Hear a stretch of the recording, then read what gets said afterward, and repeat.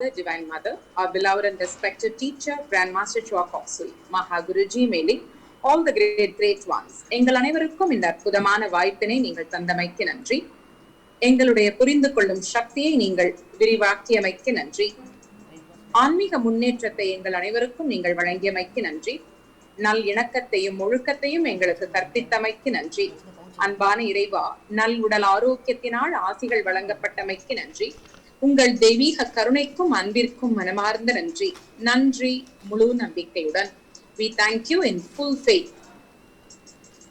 Slowly inhale the blessings. Slowly exhale. Be aware of your whole body. உங்கள் முழு உடலிலும் உங்கள் கவனம் வையுங்கள். உங்கள் இயல்பான நிலைக்கு நீங்கள் திரும்பிய பின் உங்கள் முகத்தில் சிறு புன்னகையுடன் உங்கள் கண்களை திறந்து பாருங்கள். You may gently open your eyes with a big smile on your face. Today's topic என்னன்னு கேட்டீங்கன்னா the purpose of tragedy பத்தி பார்க்கலாம். ஆக்சுவலா இந்த வார்த்தை ட்ராஜடிங்கிற வார்த்தை எந்த இடத்துல இருந்து வந்திருக்குது, அதோடைய ரூட் வேர்டு என்ன அப்படின்னு கேட்டீங்கன்னா அது the goat song அப்படிங்கிறது ட்ராஜடியுடைய இன்னொரு அர்த்தம். The word tragedy comes from two Greek words. இரண்டு Greek wordsல இருந்து இது வந்திருக்குது, which originally meant a goat song. இது ஒரு கோட்டுடைய பாட்டு அப்படிங்கிறத குறிக்குது. ஆக்சுவலா ஏத்தன்ஸ் 5th செஞ்சுரியில, அதாவது கிறிஸ்துவுக்கு முன்னாடி அங்க வாழ்ந்த மக்கள், ஏத்தியன்ஸ் இருக்காங்க இல்லையா, அவங்க ஹைலி சட்டாயரோட வாழ்ந்த மக்கள். அவங்களுக்கு எல்லாமே ஒரு கேலி, எல்லாமே ஃபன், எல்லாமே கூத்து. அப்ப Roman எம்பையர்ல there was lot of amusing heights இருந்துச்சு. அவங்க என்ன இருக்கும்னா, அவங்க நேச்சர் எப்படி இருக்கும்னா, பீப்புளுடைய நேச்சர் எப்படி இருந்துச்சு, they were always curious about other people. மற்றவங்களோட வீட்டுல என்ன பிரச்சனை இருக்குது, அவங்க ஏன் அப்படி எமோஷனல் ரியாக்ட் பண்றாங்க, அவங்க மோட்டிவ்ஸ் என்ன, இதை தெரிஞ்சுக்கிறதுக்கு அவங்க ரொம்ப ரொம்ப ஆசைப்படுவாங்க. So people they were always curious about other people's affairs. மற்றவங்களுடைய அஃபேர்ஸ்ல they were always very curious. அதனால என்ன செஞ்சாங்கன்னா, அவங்க நிறைய டிராமாஸ் அந்த காலத்துல பண்ணாங்க. ஸோ அந்த டிராமாஸ்ல அவங்க ட்ராஜடி எப்பவுமே அவங்களுடைய ஹைலைட்டா இருக்கும். So tragedies அவங்க விரும்புறாங்க. Their curiosity was touched with wonder and kept clean by action. Sometimes they were cruel. Sometimes அவங்க கொடூரங்கள் மாதிரி கூட அவங்களுடைய satire இருந்துச்சு. But it was on the whole an unsophisticated cruelty. Likely the cruelty of children. சின்ன பிள்ளைங்களுக்கு இருக்கிற ஒரு கொடூர தன்மை மாதிரி அந்த காலத்துடைய ஏத்தன்ஸ் வாழ்ந்தாங்க. Above the city rose the Acropolis, the prestigious hill crowned with group of great marbling buildings. On the Acropolis stood a tall statue of the city's divine. ஒரு அந்த ஏத்தன்ஸ் நாட்டுல ஒரு பெரிய மார்பிள் ஸ்டாச்சு வச்சிருந்தாங்க. And from ships far out of sea, it was possible to pick out a brilliant point of light when the sun shone upon her golden spearhead. அவங்க தலையில இருந்து sometimes ஒரு கிளிட்டர் சன்லைட்னால அது glitter ஆகி தள்ளி இருக்கிற ஷிப்ல இருக்கிற பீப்புளுக்கு கூட அது காட்சி கொடுத்துச்சு. There were thus some strength and stability and noble aspirations among Athenians as well. சில noble aspirations இருந்துச்சு. Swift analytical mind and lively speech. அவங்களுக்கு எதனாலும் ஆராய்ச்சி பண்ற ஒரு திறன் இருந்துச்சு. அது மாதிரி நக்கல் பேச்சு அவங்களுக்கு ரொம்ப பிரசித்தமானது. From time to time great festivals were held in the city. நிறைய திருவிழாக்கள் கொண்டாடினாங்க. Some of the greatest were the festivals were held in honor of Dionysus. டைனோசஸ்னு ஒரு டெய்டி இருந்தாங்க. அவங்களுக்கான திருவிழாக்கள் ரொம்ப விமர்சையாக கொண்டாடப்பட்டது. A divinity who was also referred to as a great number of other numbers. Several traditions combined to create the idea which the Athenians have had for their divinity. நிறைய அவங்க கடவுள் பத்தி, மதம் பத்தி அவங்களுக்குள்ள நிறைய கருத்துக்கள் இருந்துச்சு. One ingredient in the Athenians' idea of Dionysus was primitive, earthly, touched with orgiastic wildness and gay indecency. அவங்க அந்த கடவுள் கூட அவங்களுக்கு எப்படி பார்த்தவங்க பாத்தீங்கன்னா, அவங்க ஏர்த்லி ஆனவங்க, அவங்க பிரிமிட்டிவ் ஆனவங்க, ரொம்ப பழமையான ஒரு தோற்றம் கொண்டவங்க. அவங்களுக்கு சில கே இன்டீசென்சி கூட இருக்கிறதாக அவங்க நினைச்சாங்க. But there was also a much was regarded certainly as a divinity of wine and intoxication. இப்ப ஏத்தியன்ஸ் wine, intoxication, fun loving people னு சொன்னேன் இல்லையா. But into these there was not an important some modern notion of dismissal, pub claw. He was also the divinity of an open countryside and the higher kind of intoxication, the divinity of enthusiasm, mystical inspirations and intensity of living. அவங்களுக்குள்ள என்ன ஒரு இதுனா mysticism வந்து அவங்க ரொம்ப விரும்பினாங்க. ஏத்தியன்ஸ் வந்து விரும்பினாங்க. The festivals in the honor of Dionysus took the form of singing.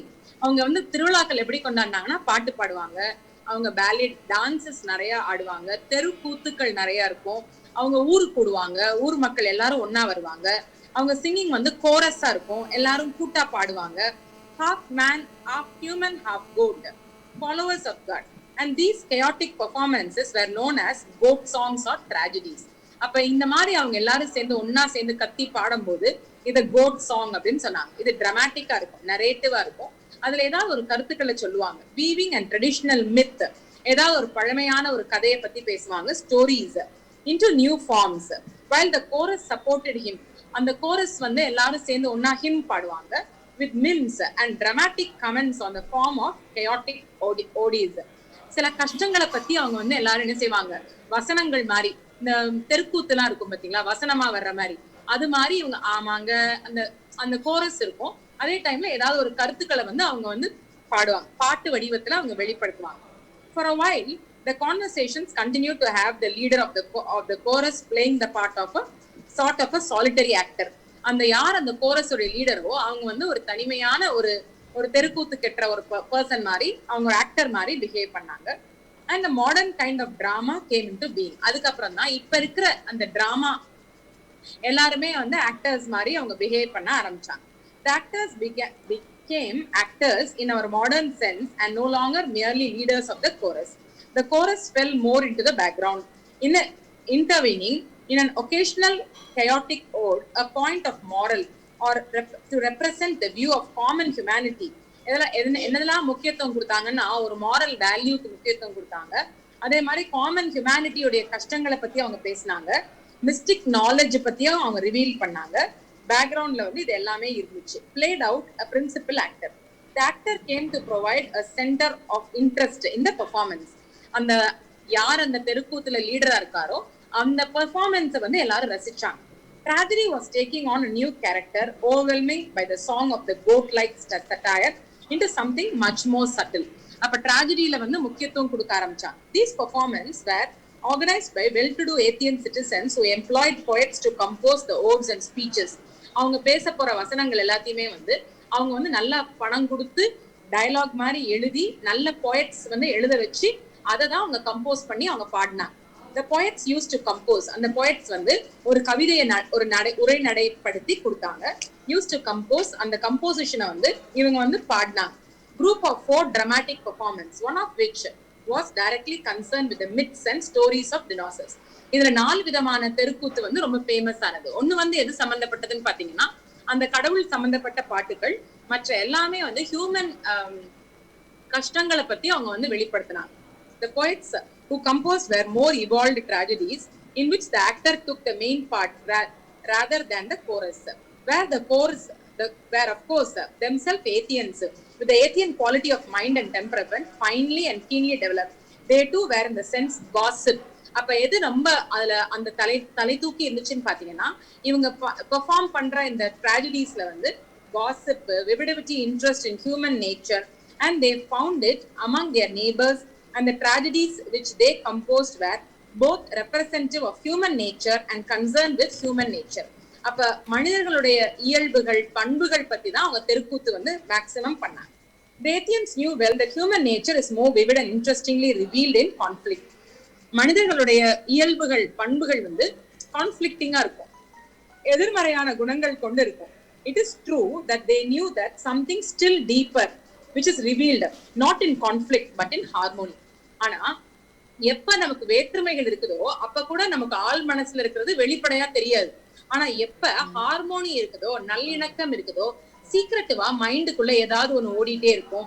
அப்ப இதெல்லாம் வந்து அவங்களுடைய ஹைலைட்ஸா வந்து வச்சாங்க. ரைட், இது வந்து history.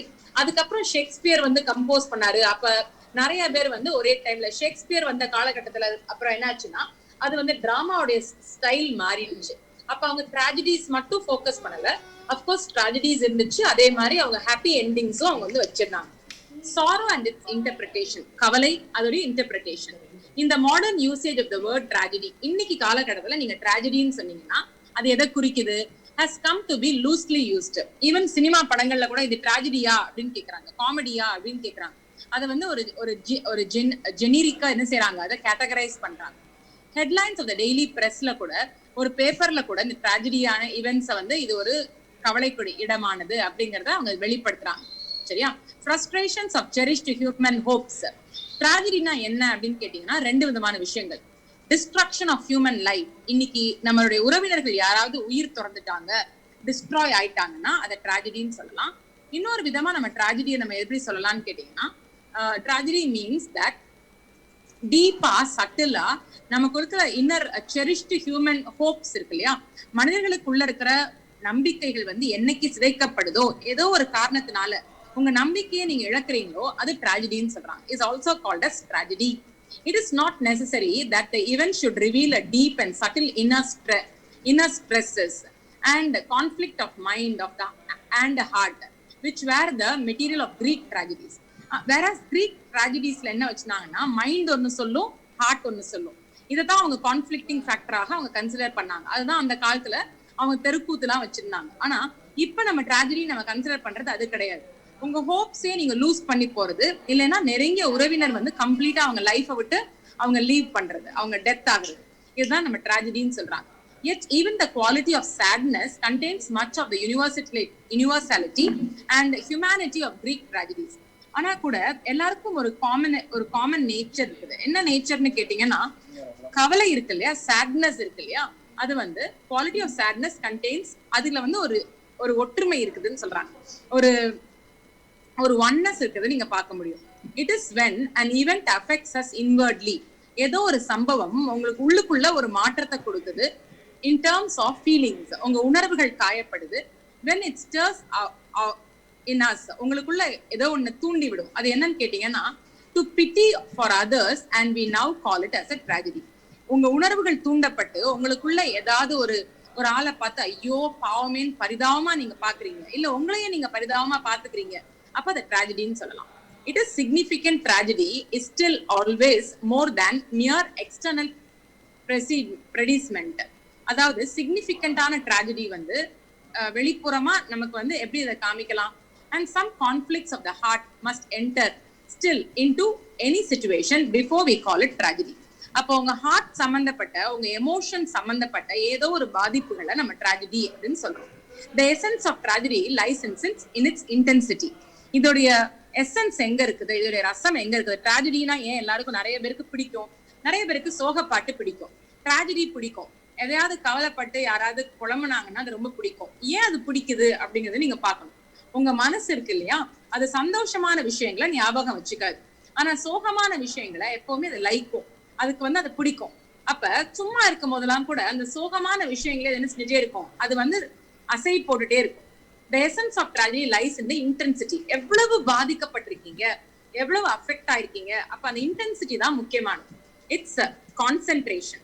Just as Greek's tragedy consists of the ordinary stuff of human life segregated. அந்த காலத்துல கிரீக் ட்ராஜடிஸ்ல சாதாரண மனுஷங்களுக்கு வர்ற போராட்டங்களை வந்து அவங்க ஹைலைட் பண்ணாங்க.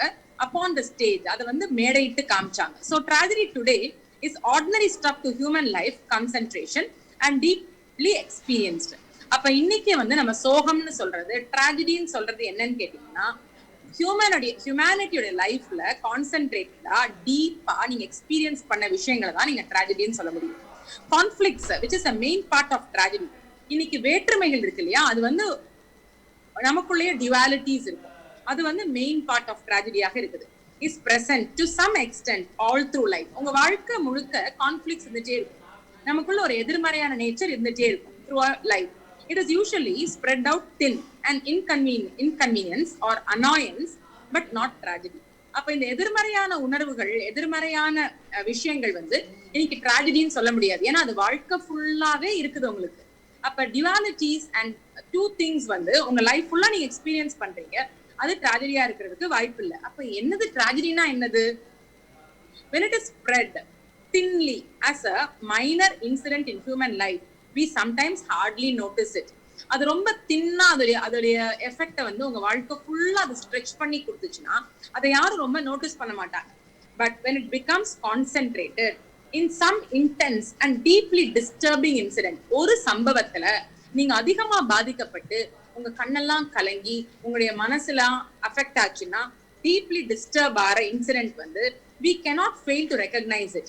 அது வந்து எவ்ரிடே அஃபேர் கிடையாது. அது வந்து உங்களுக்குள்ள வர்ற அந்த பாதிப்பு வந்து இன்டென்ஸா இருக்கும், டீப்லி டிஸ்டர்பிங்கா இருக்கும். உங்களை ஏதோ ஒரு வகையில உங்களுடைய இயல்பான விஷயங்களை பண்ண விடாது.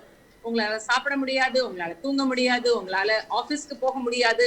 somehow உங்களை டிஸ்டர்ப் பண்ணுது incident which cannot fail to recognize it is a major and inescapable element of life as a whole.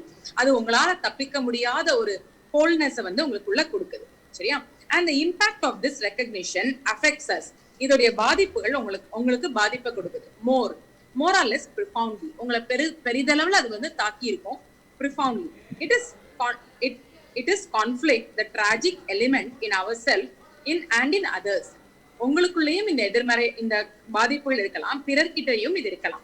which causes us to pause. உங்களுக்கு வந்து ஒரு பாஸ் பண்ணி and to experience doubt and disillusionment and to question life's deeper purpose.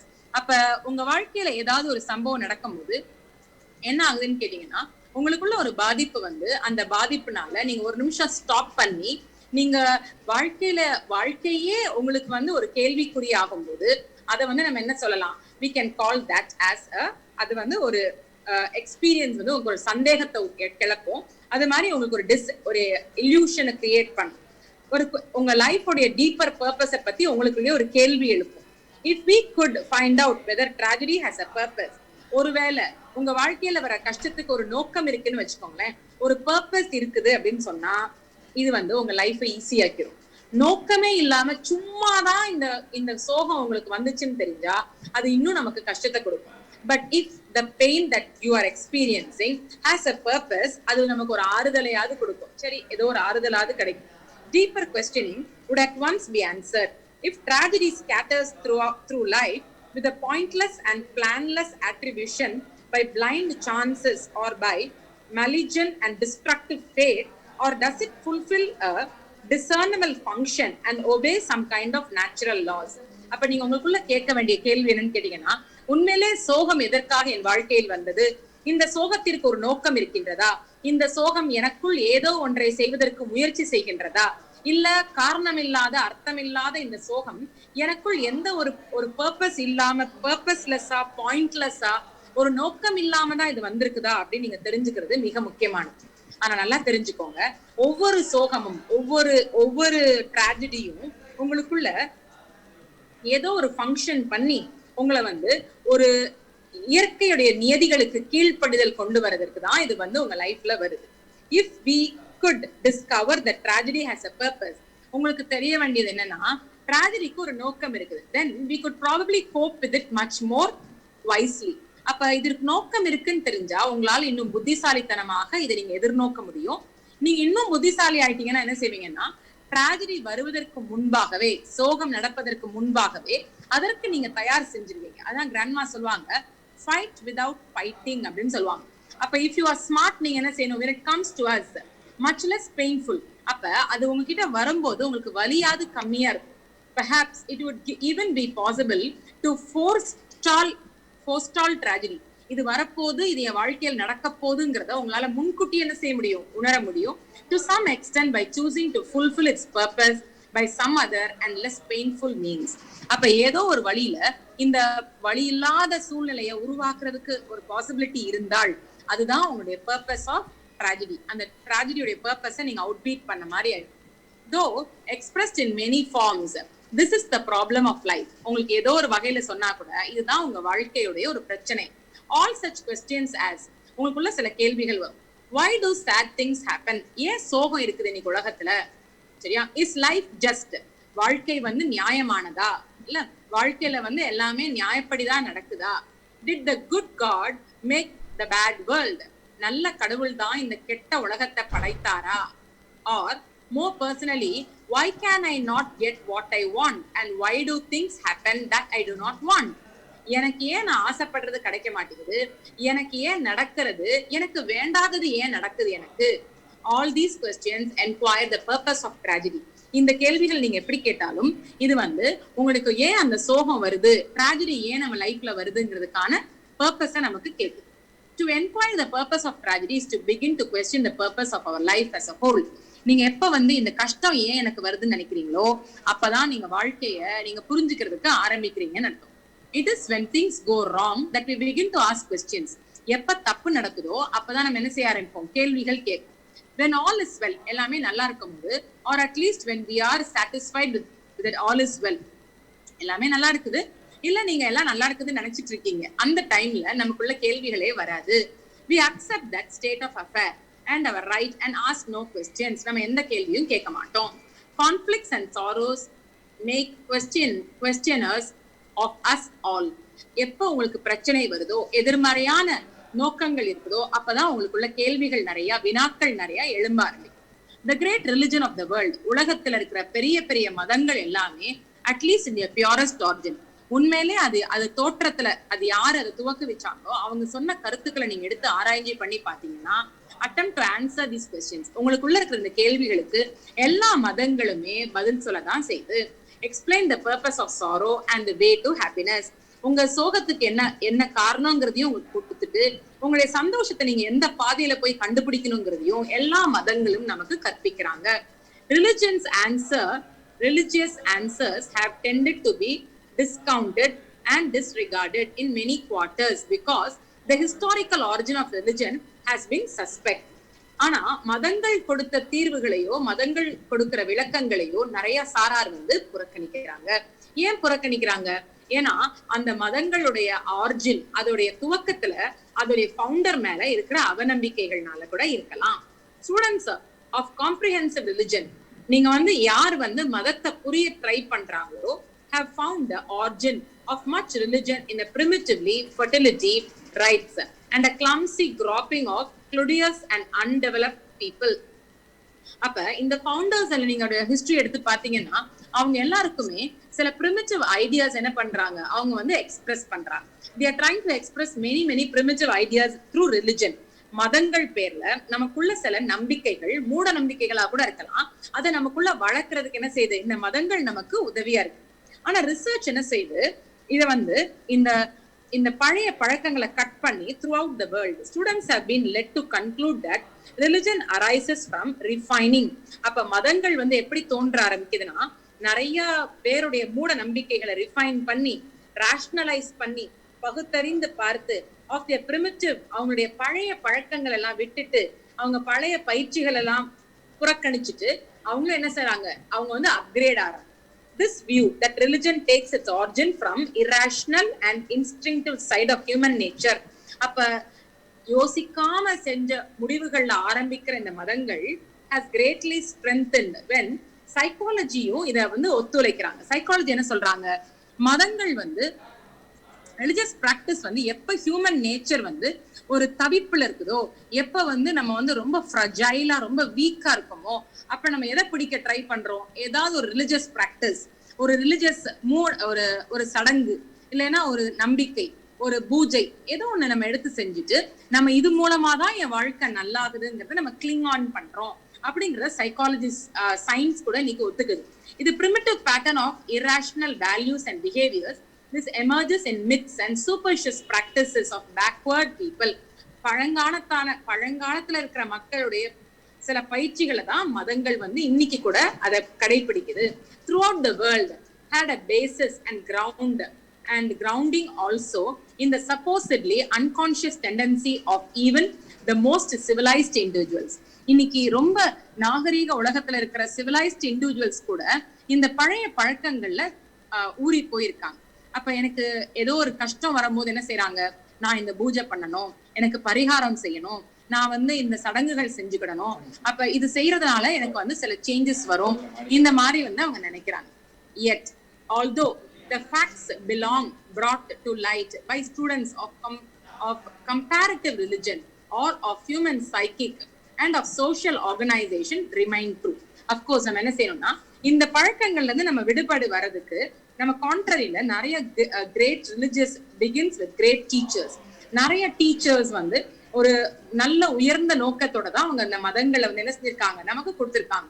But ஊடையில வந்தவங்க இதுல வந்து சில மிஸ்கன்செப்ஷன்ஸ்னால, அவங்க புரிந்து கொள்தல் மாறுபட்டனால அவங்களுக்குள்ள வந்து சில டிஃபரன்சஸ் இருந்துச்சு. Originated experiences and seems to run downhill, becoming corrupt and more primitive and crude. இது மாற்றம் அடையாம என்ன ஆயிடுச்சுன்னா ரொம்ப க்ரூடா, ரொம்ப கரப்டா, சில இந்த பலி கொடுக்கறது, சில மூட நம்பிக்கைகள்ல பிக்ஸ்ட் ஆயிட்டு இதெல்லாம் செஞ்சாதான் நல்லது, மொட்டை போட்டுட்டாதான் நல்லது, இந்த மாதிரி சில மூட நம்பிக்கைகள்ல அவங்க கிளிங் ஆன் ஆறாங்க. கஷ்டம் வரும்போது இது அதிகமா அவங்க செய்ய ஆரம்பிக்கிறாங்க. Refining, sublimation, transformation of the primitive into civilized, இதுதான் நமக்கு செய்ய வேண்டியது. அப்ப என்ன செய்யணும், ஏற்கனவே இருக்கிற நம்பிக்கையில நம்ம இன்னும் ரிஃபைன் பண்ணிக்கணும், நம்ம சப்ளிமேட் பண்ணணும். அந்த பழைய பழக்கங்கள் எதற்காக கொடுக்கப்பட்டதுன்னு நம்ம மாற்றி அமைக்கணும், டிரான்ஸ்ஃபார்ம் பண்ணணும், இன்னும் ஒரு உயர்ந்த இதுக்கு நம்ம கொண்டு வரணும். பிரிமிட்டிவ்ல இருந்து நம்ம சிவிலைஸ்ட் ஆகணும். அப்ப பழங்காலத்துல இருந்து நம்ம நாகரீகத்துக்கு நம்ம உட்பட்டு வரணும். Irrational into intelligent. அப்ப சிந்திக்காம எடுத்த சில இதுல இருந்து நம்ம வந்து சிந்திச்சு செயல்படுற மக்களாக ஆகணும். does take place in the individual and communities. ஒவ்வொரு மனிதர்களுக்குள்ளேயும் இந்த பரிமாண வளர்ச்சி இருக்குது. கம்யூனிட்டியாவும் நம்ம வளர்றோம், ஒரு கூட்டமாகவும் நம்ம என்ன செய்யறோம், நம்ம வளர்றோம். But since the experiences which gives rise to a great religion has a degree of self-consciousness and intensity far above the level of self-consciousness of average humanity, its expressions tends to be dragged down gradually to the common level, where it loses its meaning and becomes rigidly systematized or incoherent. என்ன சொல்றாங்க பாருங்க, சில நேரங்கள்ல இவ்வளவு மாற்றங்கள் வரணும், ஒரு மனிதர் இண்டிவிஜுவல் லெவல்லையும் நம்ம மாறணும், கம்யூனிட்டி லெவல்லையும் நம்ம மாறணும். இப்ப இந்த பிரசன்ட் சிச்சுவேஷன் எடுத்துக்கோங்களேன். இந்த பேண்டமிக் சிச்சுவேஷன்ல டெம்பிள்ஸ் எல்லாம் க்ளோஸ் பண்ணிட்டாங்க, சர்ச்சஸ், எல்லா வழிபடுற இடங்களையும் க்ளோஸ் பண்ணிட்டாங்க. எதுக்காக? For the reason of social டிஸ்டன்சிங்கிறதுக்காக, நம்மளுடைய சேஃப்டிக்காக சில மெஷர்ஸ் எடுத்தாங்க.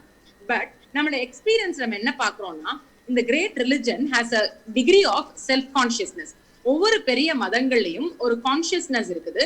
ஒரு ஆவரேஜ் ஹியூமனிட்டி புரிந்து கொள்றதுக்கு மேல் லெவல்ல, ஹையர் லெவல்ல அந்த கான்சியஸ்னஸ் இருக்குது. Its expression tends to be track.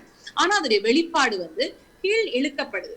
அப்ப என்ன சொல்றாங்க, சாமி எல்லாம் கோச்சிட்டு போயிட்டாங்க, நம்ம இந்த பூஜைகள்லாம் இன்னும் தீவிரமா செய்யணும், நம்ம கூட்டங்கள்லாம் கண்டிப்பா கூடணும். அப்ப இன்னைக்கும் நம்ம வந்து சில விஷயங்கள் நமக்கு லாஜிக்கலா தெரியுது, ஆனா நம்ம இன்னும் என்ன செய்யறோம், எமோஷனல் பேஸ்டா சில முடிவுகள் நம்ம எடுக்கிறோம்.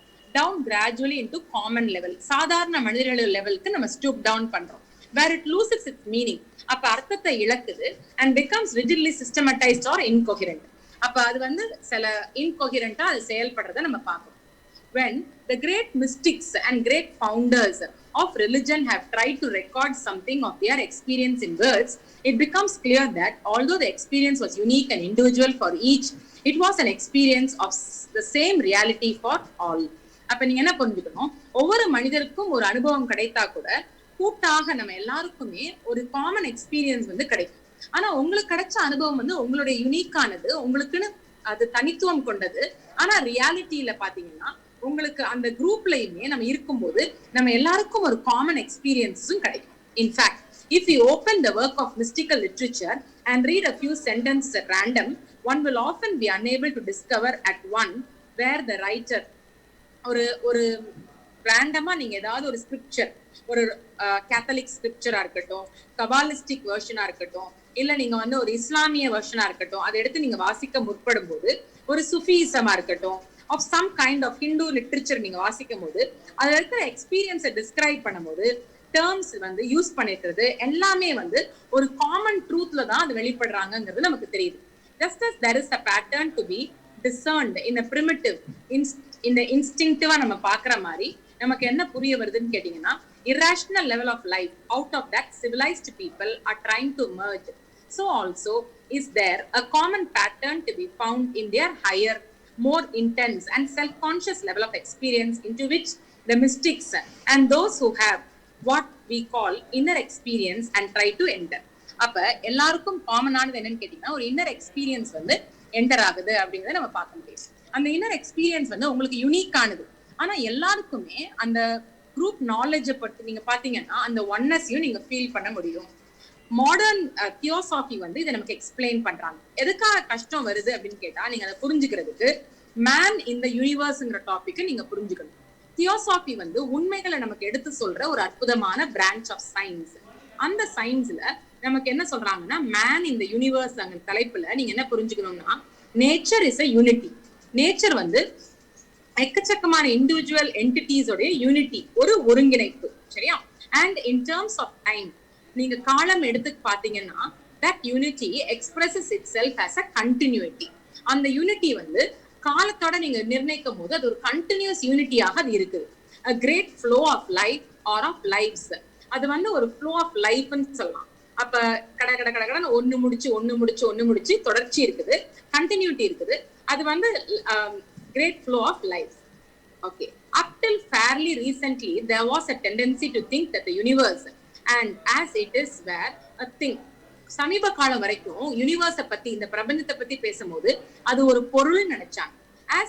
as if it was something separate from man. அப்ப பிரபஞ்சம் வேற, மனிதர்கள் வேற அப்படிங்கிற கருத்துக்கள் வந்து சமீப காலம் வரைக்கும் இருந்துச்சு. something which could be looked at and described like a piece of machinery. சரியா? ஒரு எப்படி ஒரு மிஷின்ல ஒரு பகுதியை நீங்க எக்ஸ்பிளைன் பண்ணுவீங்களோ அது மாதிரி கூட இதை எக்ஸ்பிளைன் பண்ணலாம். now it is thought that more in terms of force. இன்னைக்கு என்ன சொல்றாங்க, யூனிவர்ஸ்ங்கிறது ஒரு திங் கிடையாது, ஆனா யூனிவர்ஸ்ங்கிறது ஒரு சக்தி அப்படின்னு சொல்றாங்க. அது வந்து ஒரு ஃபோர்ஸ் மாதிரி. the most solid seems object are expressed. the most solid seeming objects are expressions of something that is in constant rapid motion. Things that were once thought of as dead and passive motionless are now known to be masses of sheer energy of enormous power, full of movement. அந்த காலத்துல எதெல்லாம் திடமானது நினைச்சீங்களோ, எதெல்லாம் motionless நினைச்சீங்களோ, இப்ப என்ன science நமக்கு என்ன காமிக்குது, anything that is solid கூட அதுக்குள்ள கண்டினியூஸ் மோஷன் இருக்குது, ஆனா அது பாசிவ் மோஷனா இருக்குது. அது நின்னுட்டே என்ன செஞ்சுட்டே இருக்குது. எதை நீங்க டெட் ஆப்ஜெக்ட் நினைச்சீங்களோ அது டெட் கிடையாது, அதுக்குள்ள பாசிவ்லி மோஷன்லெஸ் வந்து are now known as masses of sheer energy of enormous power. அப்ப நம்ம டெட் நினைக்கிறது உள்ள நிறைய சக்தி இருக்குது, ஃபுல் ஆஃப் மூவ்மெண்ட், அதுக்குள்ள வந்து அசைவுகள் இருக்கதான் செய்யுது அப்படிங்கிறத காமிக்கிறாங்க. the very universe of is thought of as a sort of explosion. அப்ப பிரபஞ்சம் வந்து ஒரு வெளிப்படுத்துறது மாதிரி, ஒரு எக்ஸ்ப்ளோஷன் மாதிரி, with suns and systems rushing away from each other at inexpressible speed in a great process of expansion. அப்படி பார்த்தா நிறைய சூரியன்கள் இருக்குது, நிறைய சிஸ்டம்ஸ் இருக்குது, நம்ம சோலார் சிஸ்டம் மாதிரி நிறைய சிஸ்டம்ஸ் இருக்குது, எல்லாமே கான்ஸ்டன்ட் மோஷன்ல இருக்குது, எல்லாமே ஒன்ன விட்டு என்ன செஞ்சுட்டே இருக்குது, விலகிட்டே இருக்குது. இது விலகுற மாதிரி தெரிஞ்சா கூட இது எல்லாமே நம்ம எப்படி சொல்லலாம்னா எக்ஸ்பேண்ட் ஆகுற மாதிரி, everything is expanding அப்படிங்கிற மாதிரி நம்ம சொல்லலாம். It's constantly in the great process of expansion. And on the other hand, energy is found to behave. அதே மாதிரி நீங்க இன்னொன்னு என்ன புரிஞ்சுக்கணும், எனர்ஜியை பத்தி சில கருத்துக்கள் தெரிஞ்சுக்கணும். rather than it if it was matter and consisted of particles.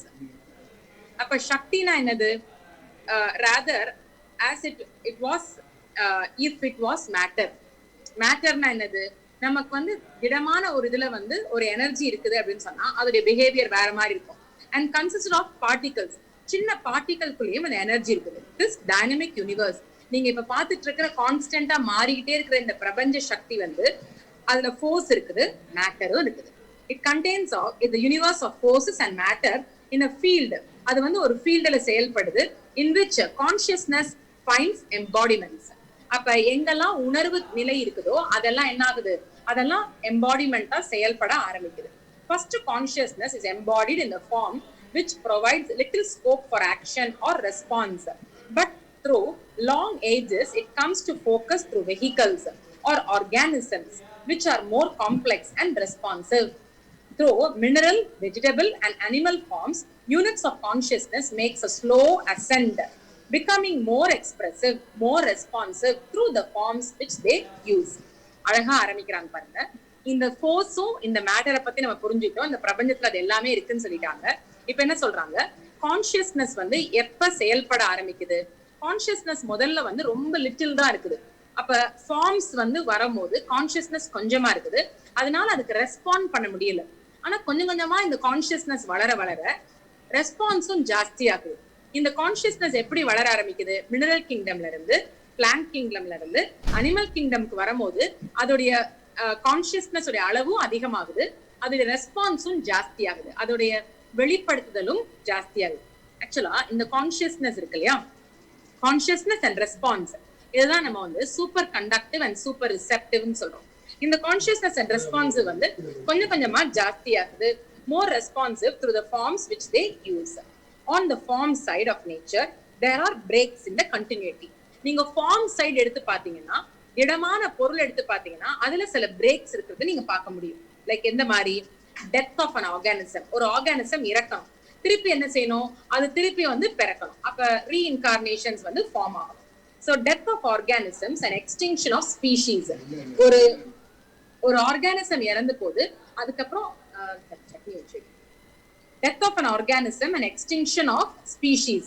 ஒரு இனமே அழியுது இல்லையா, அதுக்கப்புறம் இன்னொரு இனம் வந்து அதை விட பெட்டர் குவாலிட்டியா உருவாகுது. இது எல்லாமே இந்த யூனிவர்ஸ்ல வந்து ஆரம்ப காலத்துல இருந்து இப்ப வரைக்கும் நடந்துகிட்டே இருக்குது. But on consciousness side there is continuity. நீங்க பாக்குறதுக்கு வெளிப்புறமா பார்க்க ஃபார்ம் சைட்ல பிறந்திருக்காங்க, இறந்துட்டாங்க, இறந்த உடனே அவங்க இல்லன்னு நினைக்கிறோம் நம்ம. ஆனா நீங்க கான்சியஸ்னஸ் சைட்ல பாத்தீங்கன்னா அந்த ஃப்ளோ ஆஃப் எனர்ஜி வந்து கான்ஸ்டன்டா இருக்குது. அப்போ ஒருத்தர் இறந்துட்டாங்க நம்ம நினைக்கிறோம், ஆனா அவங்களுக்குள்ள கான்சியஸ்னஸ் இருக்குது, வேற ஒரு பரிமாணத்துக்கு போயிட்டாங்க. அந்த பரிமாணத்துல உங்களால என்ன செய்ய முடியாது, அந்த பொருளை பார்க்க முடியலையே தவிர கான்சியஸ்னஸ் இன்னும் இருக்கதான் செய்யுது. அப்ப there is still continuity வந்து இருக்குது. Life's making a continuous evolution. This evolution of consciousness is outwardly recorded in a necessarily broken and somewhat disconnected form in an ordinary biological evolution of species. சாதாரண ஒரு ஒரு ஒரு ஒரு ஜீவராசி வந்து அதோடைய பரிமாண வளர்ச்சியை நீங்க எடுத்து பாத்தீங்கன்னா இந்த கான்சியஸ்னஸ் கண்டினியூஸா இருக்கிறதாகவும் அதோடைய ஃபார்ம் சைட்ல தான் ஒரு டிஸ்கனெக்ட் இருக்கிறதாகவும் நீங்க பார்க்க முடியும். It is in terms of this continuous evolution of consciousness that man represents a crisis, a crucial transition. அதனால நீங்க எப்படி புரிஞ்சுக்கணும்னா, மனிதர்களுக்கு இருக்கிற ஒரு கிரைசிஸ், ஒரு பிரச்சனை வந்து ஒரு குரூஷியல் டிரான்சிஷன் மாதிரி, ஒரு முக்கியமான ஒரு வளர்ச்சிக்கு அது ஒரு முன் உதாரணம் மாதிரி.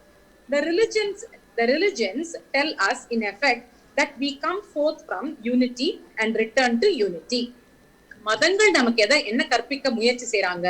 நம்ம எல்லாருமே ஒன்னாதான் இருந்து வந்தோம், நம்ம எல்லாருமே ஒன்னாதான் போகணும். We will return to unity, that we emanate from one or from God and that we return to that one. நீங்கள் ஒன்றிலிருந்து தோன்றினீர்கள், இந்த ஒன்றையே நீங்கள் அடைவீர்கள் அப்படிங்கறத மதம் நமக்கு கற்றுக் கொடுக்குது. But the unity of the forthgoing and the unity of return are not just the same. அப்ப நீங்க என்ன தெரிஞ்சுக்கணும்னா, எங்க இருந்து நீங்க வந்தீங்களோ அந்த forthgoing அந்த யூனிட்டியும் நீங்க திரும்பி போய் சேருவீங்களே அந்த யூனிட்டி கூட, அந்த ஒன் கூட, அதுவும் ஒண்ணு கிடையாது. Sometimes something of the quality of the difference can be seen in ordinary biological and social evolution. அப்ப நீங்க வரும்போது இருந்த குவாலிட்டியும் நீங்க போகும்போது இணையும் போது இருக்கிற குவாலிட்டியும் கம்ப்ளீட்டா டிஃபரெண்ட் ஆனது. So difference can be seen in ordinary biological or social evolutionsல நீங்க பார்க்க முடியும். In wild nature there is unity of uniformity. நீங்க வைல்ட்னஸ் எடுத்து பாத்தீங்கன்னா, நீங்க வந்து கார்ட்ல போய் பாத்தீங்கன்னா யூனிட்டி இருக்குது, யூனிஃபார்மிட்டியும் இருக்குது. யூனிட்டி ஆஃப் யூனிஃபார்மிட்டி இருக்கிறத பார்க்க முடியும். A whole flock of birds will move as one. நீங்க காலையில பாத்திருக்கீங்களா? நீங்க வாக்கிங் போயிருந்தீங்கன்னா சம்டைம்ஸ் பேர்ட்ஸ் வந்து எல்லாம் ஒரே மாதிரி பறக்கும், எல்லாமே ஒரே மாதிரி சிறகுகள் எல்லாம் சொல்லி கொடுத்து ஒன்னொன்னு பார்த்து செய்யற மாதிரி அது எல்லாத்துக்குமே யூனிட்டி இருக்கும். Our knowledge of the behavior of one individual can reveal to us the behavior of the whole species. ஒரே ஒரு ஜீவராசி, ஒரு பறவையுடைய குணத்தை நீங்க புரிஞ்சுக்கிட்டீங்கன்னா எல்லா பறவை இனத்தினுடைய குணத்தையும் நீங்க என்ன செஞ்சுக்க முடியும், புரிஞ்சுக்க முடியும். A somewhat similar state of affairs can be found in very primitive state of human society. அப்ப இதே human society நீங்க என்ன செய்ய முடியும், நீங்க வந்து பார்க்க முடியும், அதை வெளிப்படுறதை நீங்க பார்த்துக்க முடியும். With social evolution, இதே social evolution பார்க்கும்போது நீங்க ஒரு சொசைட்டில நீங்க வந்து பரிமாண வளர்ச்சி அடையும் போது, however the gradual development of a new kind of unity can be seen. இன்னொரு விதமான ஒரு ஒருங்கிணைப்பை நீங்க வந்து ஒரு சொசைட்டி as suchல நீங்க பார்க்க முடியும். எப்படி? Individual develop considerable differences from one another. ஒவ்வொரு மனிதரும் ஒரு தனித்துவம் கொண்டு இருக்கீங்க. ஒவ்வொருத்தருக்கு லைக்ஸ் இருக்குது, ஒரு சிலருக்கு டிஸ்லைக்ஸ் இருக்குது. அப்ப individual development considerably differences from one another, specializing upon particular function while fit together with an integrated whole. ஒவ்வொருத்தருக்கும் ஒரு தனித்துவம் இருக்குது.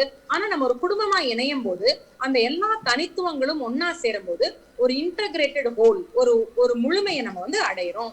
No longer do we have a homogeneous mass of primitive individuals, all more or less alike and united in this uniformity. அப்ப நல்லா பாத்தீங்கன்னா ஹோமோஜெனியஸா நம்ம வந்து அந்த பறவை இனம் மாதிரி நம்ம எல்லாரும் ஒரே விஷயம் செய்யல, எல்லாரும் வேற வேற விஷயம் செய்யறோம். ஆனா நம்ம எல்லாரும் ஒன்னா என்ன செய்யறோம், நம்ம ஒன்னாக யூனிஃபார்மிட்டியா நம்ம வந்து அட்டைன் பண்றோம். We have instead an organized society of specialists. நமக்குள்ள என்ன இருக்குதுன்னா, நம்ம சொசைட்டி, நம்ம சோசியல் எவல்யூஷனை பத்தி பேசும்போது நீங்க இந்த என்ன மாதிரி எவல்யூஷன் நீங்க அட்டைன் பண்றீங்கன்னு கேட்டீங்கன்னா, ஆர்கனைஸ்டா ஒரு ஒருங்கிணைத்த முறையில ஒரு ஒழுங்குமுறையோட நம்ம வந்து செயல்படுறோம். Specialist fulfilling the different functions. ஒவ்வொருத்தருக்கும் வேற வேற ரோல்ஸ் இருக்குது, வேற வேற பொறுப்புகள் இருக்குது. as engineers, physicians, teachers, சில பேர் தயாரிப்பாளர்கள், சில பேர் விநியோகம் செய்யற பிசினஸ் மேனா இருக்கீங்க, and so on. all their activities, ஆனா நீங்க எல்லாரும் செய்யற செயல்களும் fit together to make an organized whole. ஆனா எல்லாரும் செய்யற செயல்பாடுகளும் ஒருங்கிணைந்து ஒரு முழுமை அடையணும், ஒரு whole ஆகும். in all plans and ideals for a better future for mankind. எல்லாத்துலயும் purpose என்னவா இருக்குன்னா, நீங்க பிளான் இருக்குது, ஒரு திட்டம் ஏற்கனவே இருக்குது, நம்ம ஐடியல்ஸ் நமக்குள்ள இருக்கிற கொள்கைகள் for a better future, ஒரு நல்ல எதிர்காலம் for mankind. The essence of the plan is more intelligent and sensitive cultivating of cooperative possibilities of that higher kind of unity. The unity made up of individuals who are different and who share their differences for an enrichment of the whole community. Wow, எவ்வளவு beautiful பாருங்களேன். நீங்க எப்ப உங்க வளர்ச்சி வந்து நீங்க இன்னும் முழுமையாகும் கேட்டீங்கன்னா, உங்க வேற்றுமைகளை நீங்க பாப்பீங்க. எனக்கு இது தெரியாதுன்னு உங்களுக்கு தெரியும், ஆனாலும் பிறருக்கு தெரிஞ்ச விஷயத்த வச்சு உங்களுக்கு தெரியாத விஷயத்த நீங்க செய்ய வச்சுட்டு அவங்களுக்கு தெரியாத விஷயத்த நீங்க கொடுத்து நீங்க உதவி செய்ய ஆரம்பிப்பீங்க. அப்ப இன்டகிரேஷன் வந்து இருக்கும், அப்ப ஒருங்கிணைப்பு வந்து இருக்கும். who are different and who share their differences. அந்த வேற்றுமைகளை நீங்க பகிர்ந்துக்கிட்டு enriched ஆகி ஒரு ஹோல் கம்யூனிட்டியா நீங்க எமர்ஜ் ஆகி வரணும். அதனாலதான் கிராண்ட் மாஸ்டர் என்ன சொல்லுவாங்க, செப்பரேட்டட்னஸ் இஸ் an illusion சொல்லுவாங்க. கிராண்ட் மாஸ்டர் இன்வொகேஷன்ல பாத்தீங்கன்னா அவர் ஃபாதர் இன் ஹெவன் அப்படின்னு சொல்றாங்க. அப்ப நல்லவங்க, கெட்டவங்க, தெரிஞ்சவங்க, தெரியாதவங்க, இருக்கிறவங்க, இல்லாதவங்க எல்லாருக்கும் ஒரே தகப்பன்கும் போது நமக்கு என்ன வேற்றுமைகள் இருக்க முடியும்? அப்ப ஃபாதரை தாண்டி எல்லாரும் இறைவனுடைய குழந்தைகள் என்பது சத்தியமாக இருந்தால் இதை தாண்டி நமக்குள்ள என்ன வேற்றுமையில் இருக்க முடியும் சிந்தித்து பாருங்க. thus in the course of social evolution, அப்ப சொசைட்டியை இவால்வ் ஆகணும் நமக்கு வரும்போது we see the unity of our past and the unity of uniformity of homogeneous units unrelentingly pursuing identical functions, and we can see the unity of your future as a unity of interrelated parts fitting with one coherent whole of heterogeneous units pursuing different but interrelated functions. இது பியூட்டிஃபுல்லானது. நான் திருப்பி வாசிக்கிறேன். In the course of social evolution நம்ம என்ன படிச்சுக்கிறோம்னு கேட்டீங்கன்னா, we see the unity of our past. உங்களுடைய பழமையில நம்ம எல்லாருமே இந்த மனித ரூபம் எடுக்கிறதுக்கு முன்னாடி நம்ம எல்லாருமே விலங்குகளாகவோ இல்ல பறவைகளாகவோ இல்ல தாவரங்களாகவோ நம்ம செயல்படும் போது எல்லாரும் ஒரே மாதிரிதான் தோற்றத்துல இருந்தோம். இப்ப கிராஸ் எடுத்து பாருங்களேன், புல் எடுத்து பாருங்களேன், எல்லா புல்லும் பாக்குறதுக்கு ஒண்ணு போலதான் இருக்கும், பச்சையா இருக்கும், ஒரு சின்ன ரூட் சிஸ்டம் இருக்கும், ஒரு சின்ன ஒரு கிரீச்சர் தான் அது. எல்லா கிராஸும் ஒண்ணு போல இருந்தாலும் ஹோமோஜீனியஸான செயல்பாடு இருந்தாலும் அதுல என்ன இருக்குது, ஒரு யூனிஃபார்மிட்டி இருக்குது. ஒரு யூனிஃபார்மா ஒரு காத்தடிக்கும் போது எல்லாம் ஒண்ணு போல சாயும், அப்புறம் எல்லா புல்லும் திருப்பி ஒண்ணு போல நிமிந்துரும். homogeneous unity unrelentingly pursuing identical functions. ஒன்னொன்னு என்ன செய்யுது, ஒரே மாதிரி ஃபங்க்ஷன்ஸ் தான் எல்லாமே செய்யுது. ஒரு புல்லுக்கும் இன்னொரு புல்லுக்கும் வேற வேற ஃபங்க்ஷன் இருக்குமா? இல்ல, எல்லா புல்லும் அதே வேலைதான் செய்ய போகுது.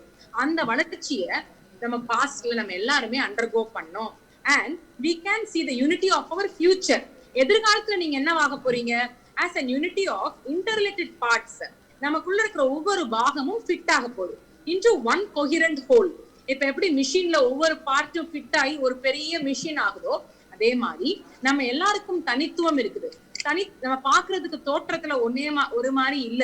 நம்ம செய்யற செயல்பாடுகள், நம்மளுடைய ஆற்றல்கள், நம்மளுடைய சிந்திக்கும் திறன்கள், நம்ம எமோஷனல் கெப்பாசிட்டி எல்லாத்துலயுமே நம்ம வேறுபட்டுதான் இருக்கும். ஹெட்ரோஜினியஸா இருக்கும். அப்ப நம்ம ஹோமோஜினியஸ் மிக்ஸ்சர் கிடையாது. நம்ம ஹெட்ரோஜினியஸா இருந்தா கூட units பர்சியூயிங் difference but interrelated functions.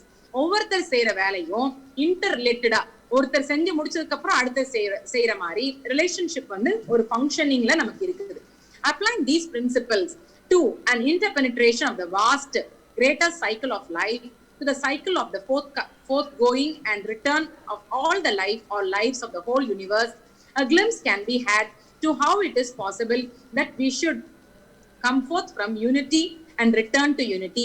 அப்ப இதை நம்ம படிக்கும் போது, இதை நம்ம தெரிஞ்சுக்கும் போது, நம்ம ஒன்றிலிருந்து தோன்றி ஒன்றிலேயே நாம் இணைவோம் அப்படிங்கிறது நமக்கு புரிய ஆரம்பிக்குது. Yet the unities of forthgoing and return are different. ஆனா நீங்க வந்த யூனிட்டியும் நீங்க போய் சேர போற யூனிட்டியும் டிஃபரெண்ட் ஆனது. வரும்போது நமக்குள்ள இருக்கிற கான்சியஸ்னஸ் இவ்வளோண்டு தான் இருந்திருக்கும். ஆனா நீங்க போய் இணையும் போது உங்க கான்சியஸ்னஸ் முழுமையாயிரும், கம்ப்ளீட் ஆயிரும். Our human condition represents a crisis phase in a very vast cycle of forthgoing and return. அப்ப humans வந்து ரொம்ப முக்கியமான ஒரு பார்ட் வந்து ப்ளே பண்றாங்க.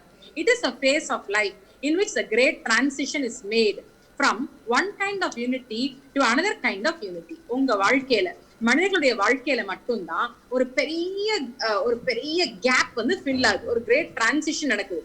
நீங்க வந்து ஒரு யூனிட்டில இருந்து இன்னொரு கைண்ட் ஆஃப் யூனிட்டிக்கு நீங்க போறீங்க. Much of the impulse and habit of the path of foregoing is still within us. நமக்குள்ள சில பழக்கங்கள் இருக்குது, அந்த பாத் இருக்குது, நமக்குள்ள சில பண்ணி பழகின சில பாத்வே இருக்குது. இது மூலமா நம்ம போயிட்டே இருக்கோம். But we are in the process of turning into the path of return. இப்ப நம்ம கீழே போற foregoing போல, whereas நம்ம எந்த பாத்ல போறோம், நம்ம ரிட்டர்ன் பாத்துல போய் நம்ம உன்னோட என்ன செய்ய போறோம், கலக்கிற நிலைமையில ஹியூமனிட்டி வந்து இருக்கீங்க. அப்ப ஹியூமனிட்டி இருக்கிற அந்த நிலை வந்து முக்கியமானது. ஏன்னா நீங்க டிரான்சிஷன்ல நீங்க ஹையஸ்ட் பீக் வந்து நீங்க வந்து foregoing போற பாதையில இல்ல, நீங்க திரும்பி என்ன செய்ய போறீங்க, அந்த ஒன்றோட இணையற பாதையில நீங்க இருக்கீங்க. Man from this point of view is more than a species of terrestrial mammal or even a distinctive kind of intelligence. அப்ப நீங்க பாத்தீங்கன்னா மனுஷங்க வந்து நம்ம சயின்ஸ் சொல்ற மாதிரி ஒரு டெரஸ்ட்ரியல், அதாவது நாட்டுல நம்ம நிலத்துல வாழ்ற ஒரு மேமல் கிடையாது, ஒரு பாலூட்டி இனத்தை சார்ந்தவங்க மட்டும் கிடையாது. Or even a distinctive kind of intelligence. நமக்குள்ள ஒரு தனித்துவமான ஒரு சிக்ஸ்த் சென்ஸ், நமக்குள்ள ஒரு இன்டெலிஜென்ஸ் இருக்குது. Man is a bend in the great current of life. மனுஷங்க வந்து இந்த கரண்ட் ஆஃப் லைஃப், வாழ்க்கையுடைய கரண்ட்ல நம்ம ஒரு சின்ன பெண்ட் மாதிரி இருக்கும். Or of life where it takes a fresh direction. மனுஷங்களா உருவானதுக்கு அப்புறம் தான் ஒரு புதுமையான திசையை நோக்கி நம்ம போக ஆரம்பிக்கிறோம். And where there is a peculiar stress and tension. அப்ப எது நம்ம வளைக்க ட்ரை பண்ணாலும் அந்த வளைக்கிற இடத்துல ஒரு ஸ்ட்ரெஸ் இருக்கும்ல, ஒரு டென்ஷன் இருக்கும்ல. அப்ப மனுஷனுடைய வாழ்க்கையிலையும் அந்த பெண்ட்ல நீங்க இருக்கீங்க. It is profound transmutation. இது ஒரு முக்கியமான ஒரு பரிமாண வளர்ச்சி. It is an alchemical process in which the process of our past and the forces of a future are together engaged. எதனால இது முக்கியமான கட்டம் நான் திருப்பி சொல்றேன், இந்த வளையிற இந்த இடத்துலதான் உங்களுடைய பழைய உங்க ஹிஸ்டரியும் சரி உங்க ஃபியூச்சரும் சரி ஒன்னா சேர்ந்து வேலை பார்க்க வேண்டிய time. engage and all the incompatibilities in producing something entirely new. நம்ம இந்த பழைய விஷயங்களை வச்சுட்டு புதுமையான விஷயங்களை நோக்கி போகும்போது நம்ம வந்து ஒரு தனித்துவம் கொண்ட, உங்களால ஒப்பிட முடியாத ஒரு entirely நியூவான ஒரு ஹைபிரிட் குவாலிட்டியாக நீங்க மாறுறீங்க. This crucial phase which we call man is one through which all lives must pass in the great forward flow. எல்லா உயிரினங்களுமே இந்த மனிதர்கள் என்ற நிலையை அவங்க மாறிதான், அவங்க தாண்டிதான் என்ன செய்யணும், அடுத்த நிலைக்கு அவங்க போகணும். In this sense of the word, இந்த இதுல நீங்க இந்த அர்த்தத்தை நீங்க புரிஞ்சுக்கிட்டீங்கன்னா, man everything is man, will be man and has been man. நீங்க இந்த வேர்ட in this sense of the word man everything, எல்லாமே அவனே, அவனுள்ளே எல்லாம், அவனே எல்லாம். So whether or not this phrase coincides with the occupancy of the type of bodies which are characterized of our terrestrial humanity, by considering the rich and varied significance of the great chance which takes place at the chance of human phase of life, the purpose and cause of tragedy can be found. இது நீங்க புரிஞ்சுக்கும் போது எந்த நோக்கத்துல நமக்கு சோகம் வருது, அதோடைய காரணம் என்ன அப்படிங்கறத நம்ம ஈஸியா செஞ்சுக்க முடியும், புரிஞ்சுக்க முடியும். The great transition, the course of evolution of movement from one to and to the one can be thought of as in great as like a great curve coming forth from unity from the one heart of life and dipping down into the outer world of manyness, they then ascending once more into the unity which forms the heart of life. அப்ப என்ன சொல்றாங்க, நீங்க உங்களுடைய வாழ்க்கையில எதுக்காக நமக்கு வலி வருதுங்கிறத நீங்க புரிஞ்சுக்கணும் அப்படின்னு சொன்னா, நீங்க மனுஷங்களுடைய டிரான்சிஷன் பீரியட் நீங்க புரிஞ்சுக்கணும். நம்ம ஒன்னா இருந்து நம்ம கீழே இறங்கி நம்ம ஒரு சின்ன பெண்ட் பண்ணி, நம்ம அந்த பெண்டுக்கு அப்புறம் என்ன ஆகுது, ஒரு டிப் ஆகி லோவஸ்ட் இதுக்கு வந்து, அதுக்கப்புறம் அவுட்டர் வேர்ல்டுக்குள்ள நம்ம வந்து மெனினஸா பலவிதமான பிம்பங்களாக மாறி, அதுக்கப்புறம் மேல ஏற ஆரம்பிச்சு ஹார்ட் ஆஃப் லைஃப்ல நம்ம திருப்பி என்ன ஆக போறோம், நம்ம ஒன்னோட சேர்ந்து கலக்க போறோம். Many analogies have been drawn from such natural process of breathing, heartbeats, cycles of seasons, cycle of human life and many more. இதுக்கு நிறைய நமக்கு புரிய வைக்கிறதுக்கு என்ன சொல்றாங்கன்னா, ஒரு பிரீதிங் மாதிரி, இன்ஹேல் பண்ணிட்டு எக்ஸேல் பண்ற மாதிரி, இல்ல ஹார்ட் பீட் மாதிரி, இல்ல நம்ம எப்படி பார்க்கலாம், சைக்கிள் மாதிரி, ஒரு சுழற்சி மாதிரி, சைக்கிள் ஆஃப் லைஃப் மாதிரி, நீங்க எப்படினாலும் இதை பார்த்துக்கலாம். But the fundamental process of both going and return, நீங்க கீழே வந்தது மேல போக போறது, சரியா, இதுதான் evolution. So both going and then return from which all that cyclic processes derived their energies and their meaning. இதுல தான் அந்த cyclic process எல்லாமே சக்தியை எடுத்து திருப்பி மேல போய் அதோட அர்த்தத்தை புரிஞ்சுக்குது. The downward part of the curve is characterized by unconscious perfection and unconscious beauty of clouds and crystals and trees and wild creatures. The upward part of the curve is characterized by conscious perfection, the perfection of superhumanity, which is described or conveyed in some of the noblest passages of the world's scriptures. The perfection of those who can say in some fashion, I and my Father are one, and who speak as having authority. அப்ப என்ன சொல்றாங்க, இந்த downward fourth going அப்படின்னா, நீங்க மேல இருந்து கீழே இறங்கும் போது நீங்க அன்கான்சியஸா உங்களுக்கே தெரியாம நீங்க ஒரு இதுல இருந்து இன்னொரு ஃபார்முக்கு என்ன செஞ்சுட்டே இருந்தீங்க, நீங்க மாறிட்டே இருந்தீங்க. அப்ப நம்ம வந்து ஒரு கிறிஸ்டலா ஒரு கல்லுக்குள்ள இருக்கிற கான்சியஸ்னஸ் ஆகி, மரத்துக்குள்ள இருக்கிற கான்சியஸ்னஸ் ஆகி, ஒரு வைல்டு கிரீச்சரா மாறி நம்ம வந்து கீழே வந்தோம். இது வந்து அவுட் கோயிங் மாதிரி கீழே வர்றோம், சரியா. அப்போடா நீங்க மேல திரும்பி அந்த யூனிட்டியோட நீங்க சேர ட்ரை பண்ணும் போது என்ன ஆகுறீங்க, நீங்க இத அன்கான்சியஸ் பெர்ஃபெக்ஷன்ல இருந்து கான்சியஸ் பெர்ஃபெக்ஷனுக்கு நீங்க ஷிஃப்ட் ஆகுறீங்க. அப்ப இதுல வந்து கான்சியஸா நீங்க வந்து புரிந்து கொண்டே அந்த முயற்சி எடுக்கும் போது நீங்க என்ன ஆகுறீங்க, நீங்க அப்வர்ட் ஆர்க்ல நீங்க வந்து மேலே ஏறுறீங்க. Some of the noblest passages of world scriptures, சில பெரிய ஆன்மீக புத்தகங்கள் எல்லாம் இத பத்தி குடிச்சிருக்காங்க. Scriptures a perfection of those who can say. அப்ப நீங்க என்ன சொல்லலாம்னா, இந்த நீங்க மேல போகும்போது கான்சியஸா நீங்க வந்து பெர்ஃபெக்ட்டட் ஹியூமன் பீயிங் ஆகும்போது, உங்களுக்கே தெரிஞ்சு உங்க வீக்னஸை நீங்க ஓவர் கம் பண்ணும்போது நீங்க என்ன சொல்லலாம், I and my Father are one. நானும் பரலோகத்தில் இருக்கும் பரமபிதாவும் ஒன்றே. அப்ப நாம் தான் கடவுள், அகம் பிரம்மஸ்மிங்கிறது நீங்க சொல்லிக்கலாம். The part of the curve between the downward and the upward portion represents the human condition, characterized by conscious imperfections and by conflict between the conditions that is being left behind and the conditions that is being aspired to and entered upon. அப்ப உங்க வாழ்க்கைனா என்னன்னு கேட்டீங்கன்னா, நீங்க இந்த upward கர்வ்ல ஒன்னாகிறதுக்கு முன்னாடி நீங்க உங்க வாழ்க்கையில அண்டர்கோ பண்ற பெயின், கஷ்டம், இது எல்லாமே உங்களை பெர்ஃபெக்ட் ஆக்குறதுக்காக கான்சியஸா இம்பர்ஃபெக்டா இருக்கிற நீங்க இந்த பிரச்சனைகளை நீங்க எதிர்நோக்கும் போது நீங்க வந்து உங்களுக்கு என்ன மீதி இருக்கும், உங்களுக்குள்ள நீங்க என்ன ஆசைப்படுறீங்களோ, எந்த பாதைக்கு நீங்க போகணும்னு நினைக்கிறீங்களோ அந்த பாதையை நோக்கி நீங்க போக முடியும்.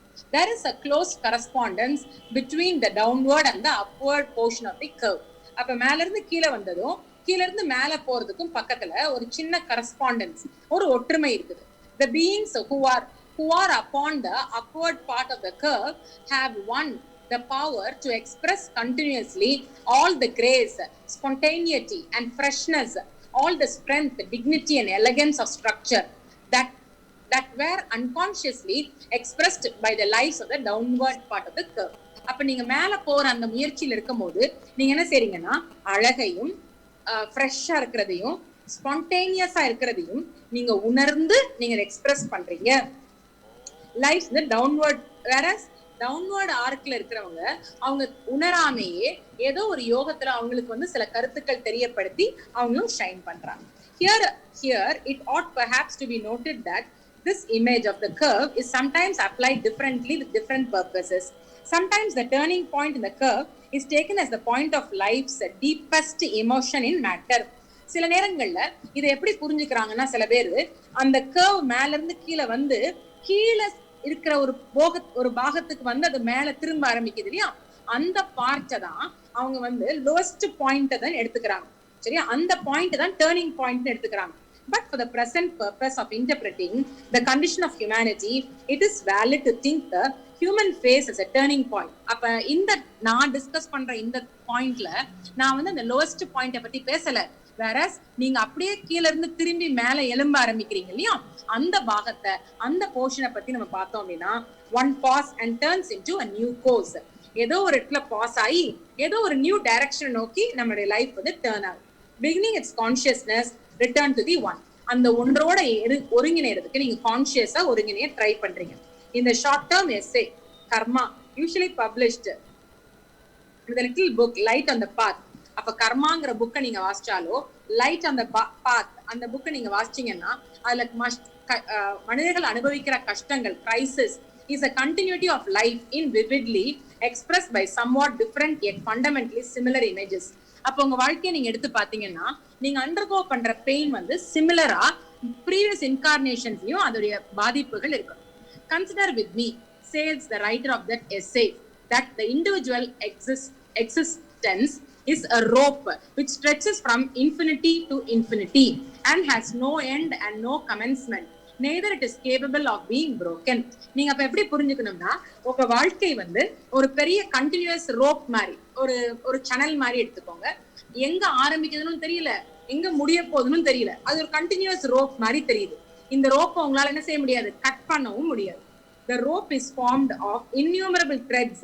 எப்படி ஒரு ரோப் நீங்க எடுத்தீங்கன்னா ஒரு சேனல்னு எடுத்தீங்கன்னா எக்கச்சக்கமான நூல்கள் அதுக்குள்ள ஒன்னா சேர்ந்து இருக்குமோ அதே மாதிரிதான் these threads are colorless. இது வந்து கலர் இருக்காது, சரியா? they are colorless or perfect in their quality of strength, of straightness, strength and levelness. அப்ப அந்த ரோப்ல இருக்கிற அந்த நூல் எல்லாமே எப்படி ஒன்னா சேர்ந்து பிசிறு இல்லாம அது வந்து கலர் இல்லாட்டி கூட அதுக்குள்ள வந்து அது டைட்டா ஸ்ட்ரென்த்தா அது எல்லாமே ஒன்னா சேர்ந்திருக்கோ. this rope passing as it does through all places suffers strange accidents.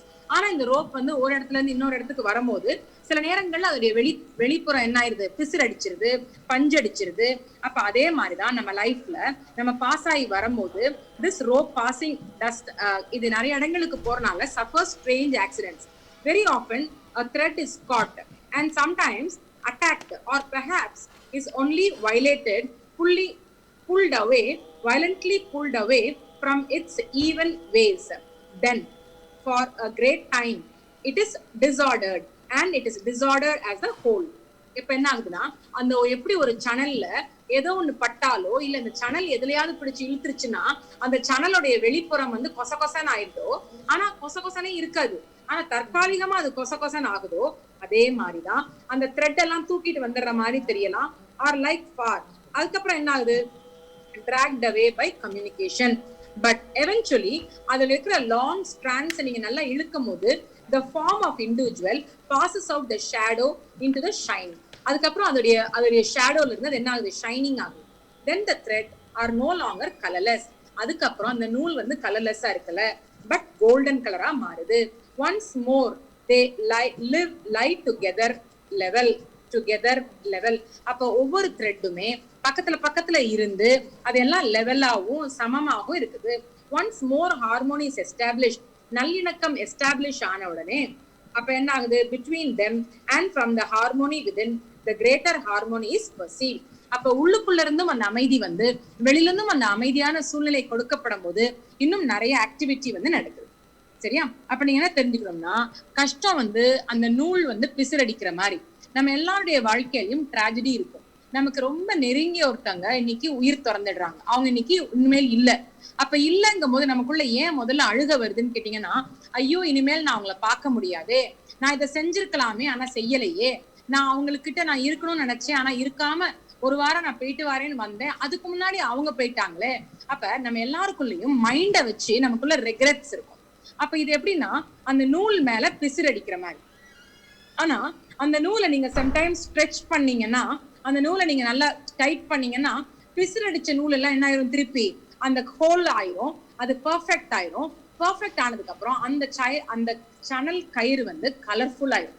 எப்படி கலர்லெஸ்ஸா இருந்துச்சு அது கலர்ஃபுல் ஆயிரும். அது மாதிரிதான் நம்ம வாழ்க்கை. நம்ம வாழ்க்கையில நம்ம கஷ்டம் அனுபவிக்கும் போது பிசிறடிச்ச மாதிரி இருக்குது, யாரும் நம்மளை குறை சொல்ற மாதிரி இருக்குது, நம்ம யாரோ ஒரு 4-5 பேரை குறை சொல்றோம். ஆனா நம்ம வாழ்க்கையை நம்ம லீட் பண்றோம். கொஞ்ச நேரம் கழிச்சு அது ஸ்ட்ரைட்டன் பண்ணும் போதுதான் தெரியும் அது எல்லாமே என்ன ஆகுது. எஸ், அப்ப எவ்ரிதிங் வந்து எல்லாமே ஸ்ட்ரெயிட் ஆகி அதுக்கான நேர் வழி வந்து கிடைக்குது அப்படின்னு சொல்றாங்க. So misdirection, blockages of the vital force and energies of the body, lowering the power, limiting their adaptability. But accounts of the God, the great one, who has become adepts in living, masters of life, who have entered the phase of conscious perfection, attribute to them splendidly, handsomely, healthily, powerfully, and resilient physical body. Yet the transition is a change in consciousness, much more than in the vehicle through which consciousness is focused.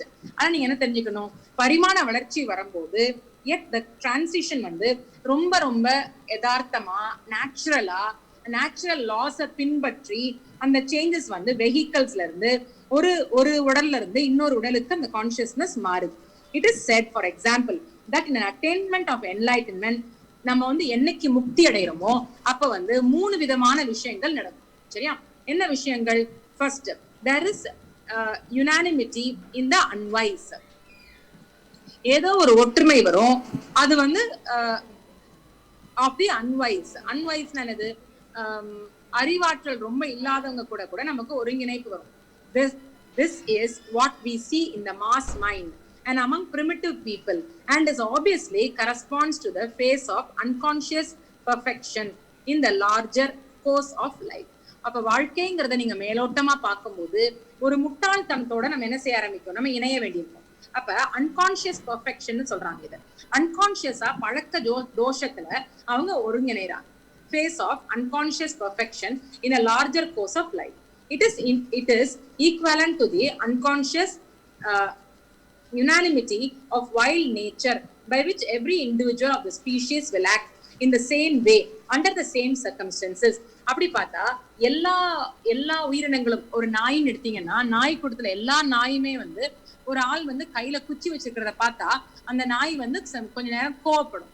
அப்ப அதே மாதிரிதான் என்ன ஆகுதுன்னு கேட்டீங்கன்னா, எல்லாருக்குள்ளயும் அந்த uniformity இருக்கும், யுனானிமிட்டி இருக்கும். ஆனா அந்த கான்சியஸா வரல.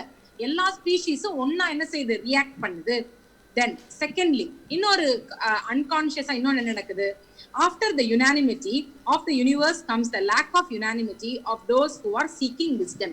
அதுக்கப்புறம் என்ன வருது, ஒரு பிரிவு வருது. எப்படி பிரிவு வருது? யாரெல்லாம் அறிவு கொண்டு அதை உணர்றாங்களோ, யாரெல்லாம் அறிவில்லாம அதுக்கு ஒத்துழைக்கிறாங்களோ, இவங்க 2 பேருக்குள்ள ஒரு பிரிவு வருது. அப்ப செகண்ட்லி என்ன ஆகுதுன்னு கேட்டீங்கன்னா, the lack of unanimity of those who are seeking wisdom. எதனாலன்னா அவங்க யாரெல்லாம் பிரிஞ்சு போன்னு நினைப்பாங்க, அறிவாற்றலோட அவங்களுக்கு வந்து விஸ்டம் வேணும், எனக்கு ஞான தெளிவு வேணும்னு யார் நினைக்கிறாங்களோ அவங்க வந்து இந்த மாதிரி சின்ன சின்ன விஷயத்துல இருந்து அவங்க வந்து அப்பாற்பட்டு இருப்பாங்க. ஓகேவா? This is the condition of the average thinking humanity. இதுலதான் சராசரி மனுஷனுடைய சிந்தனைகள் வந்து இருக்குது. மூணாவது, then thirdly, there is an unanimity of the wise. அறிவு கொண்டவங்க எல்லாரும் ஒன்னா சேர்றாங்க. That perfect brotherhood of those who however vary in temperament see one reality behind all. ஆனா இந்த பிரதர்ஹுட்ல எல்லாரும் ஒருங்கிணைந்தா கூட எல்லாருக்குள்ளயும் வேற வேற குணங்கள் இருக்குது, வேற வேற குவாலிட்டி இருக்குது, வேற வேற அளவு இருக்குது. ஆனா கூட அவங்க எல்லாருமே கான்சியஸா என்ன செய்யறாங்க, ஒன்னா இணையறாங்க. அப்ப 3 விதமானது. புரியாமையே ஒன்னா செயல்படுறது ஒண்ணு, புரிந்து நம்ம வந்து வேற்றுமைகளை பாக்குறது ஒண்ணு, மூணாவது புரிந்து நம்ம என்ன செய்யறது, முயற்சி எடுத்து அறிந்து நம்ம ஒன்னா செயல்படுறது மூணாவது. அப்ப however temperament வேற வேறையா இருந்தா கூட see one reality behind all. Between the two kinds of unanimity lies the characteristics human condition or the lack of unanimity of those who are seeking wisdom. அப்ப இந்த ஹியூமன் கண்டிஷன்ஸ் நீங்க பார்க்கும்போது ஞான தெளிவு வேணும்னு நினைக்கிறவங்களுக்கு கண்டிப்பான முறையில ஒத்துழைப்பு, அவங்களுக்கு வந்து நல்லிணக்கமும் இருக்கும். It is interesting to notice that the word unanimity etymologically conveys the sense not only of unity of minds but also unity of the soul. அப்ப யுனானிமிட்டினா நம்ம எல்லாரும் ஒண்ணு அப்படிங்கிற வார்த்தையை நீங்க சொல்லும் போது மைண்ட் மட்டும் ஒன்னா சேர்றது கிடையாது. ஆக்சுவலா யூனிட்டி ஆஃப் த சோல், ஆன்மா லெவல்லையும் நம்ம ஒன்னா என்ன ஆகிறோம், இணைக்கப்படுறோம். Wild nature is animated by group souls. இன்னைக்கு இயற்கையில நிறைய குரூப் சோல்ஸ் இருக்காங்க. The group soul gives a unity of uniformity to a larger group of creatures. A flock of birds can race and turn and wheel in perfect union, animated by one group volition, synchronized in their action with a precision which would be impossible even for the most meticulous drilled group of human athletes, soldiers or ballet dancers. இந்த இயற்கையில இருக்கிற பறவைகள் ஒன்னா இருந்து தன்னுடைய சிறகுகளை அடிச்சுட்டு பறக்கிறத நீங்க இயற்கையில பாத்திருந்தீங்கன்னா அவங்க என்ன தெரியும்னா, வாவ், இன்னைக்கு நேச்சர்ல இருக்கிற பேலே டான்சர்ஸோ இல்ல இயற்கையில பெர்ஃபார்ம் பண்ண நினைக்கிறவங்க யாருமே இந்த அளவுக்கு சின்க்ரனைஸ் பண்ணி செய்ய முடியாது. அப்ப அது அவங்களுடைய கான்சியஸ்னஸ் எப்படி இருக்கும்னா, அதுல நிறைய பேர்ட்ஸ், ஒரு 10-15 பறவைகள் ஒன்னா பறந்தா கூட எல்லாருக்குள்ளே இருக்கிற உணர்வு தன்மை, அந்த கான்சியஸ்னஸ் வந்து ஒன்னா செயல்படுது. ஆனா அது எப்படி செயல்படுதுன்னா, அது சிந்திக்காம செயல்படுது. அப்ப அது வந்து விதவுட் எஃபர்ட் அது வந்து பெர்ஃபெக்ட் ஆகுது. ஆனா பெர்ஃபெக்ஷன் எப்படி அட்டைன் பண்ணிருக்காங்க, அதுல வந்து விதவுட் எஃபெக்ட். அவங்க வந்து அது கான்சியஸான பெர்ஃபெக்ஷன் கிடையாது. அவங்க நினைச்சு அவங்க ஒன்னா சேரல. ஆனா அவங்களுக்கு ஒன்னா சேர்றது அவங்க நேச்சர்ல எப்படி இருக்குது, அது இயற்கையிலே இருக்குது. சரியா, இது வந்து ஒரு பக்கம் இருக்கட்டும். அதுக்கப்புறம் என்ன ஆகுது, a day of divine okay, the spirit, the divine individuality, the human monad is not a direct participant in the kingdom of life which precedes the human, nor indeed is in most activities of the human kingdom. At the beginning வந்து monad only establishes contacts, makes a link with what is going on in the world of separate existence. Then the monad, having established contacts, retires into silence and darkness. It is through having cast his line down into the waters of separate existence, the monad withdraws into his own thought and waits till the fisherman waits for the bite. Humanity meanwhile struggles slowly to obtain mastery over the worlds in which it finds itself, individualized but not yet individualized into a fully divine individuality and the individuality of the monad. என்ன சொல்றாங்க, இந்த monad என்பது நம்ம higher soul.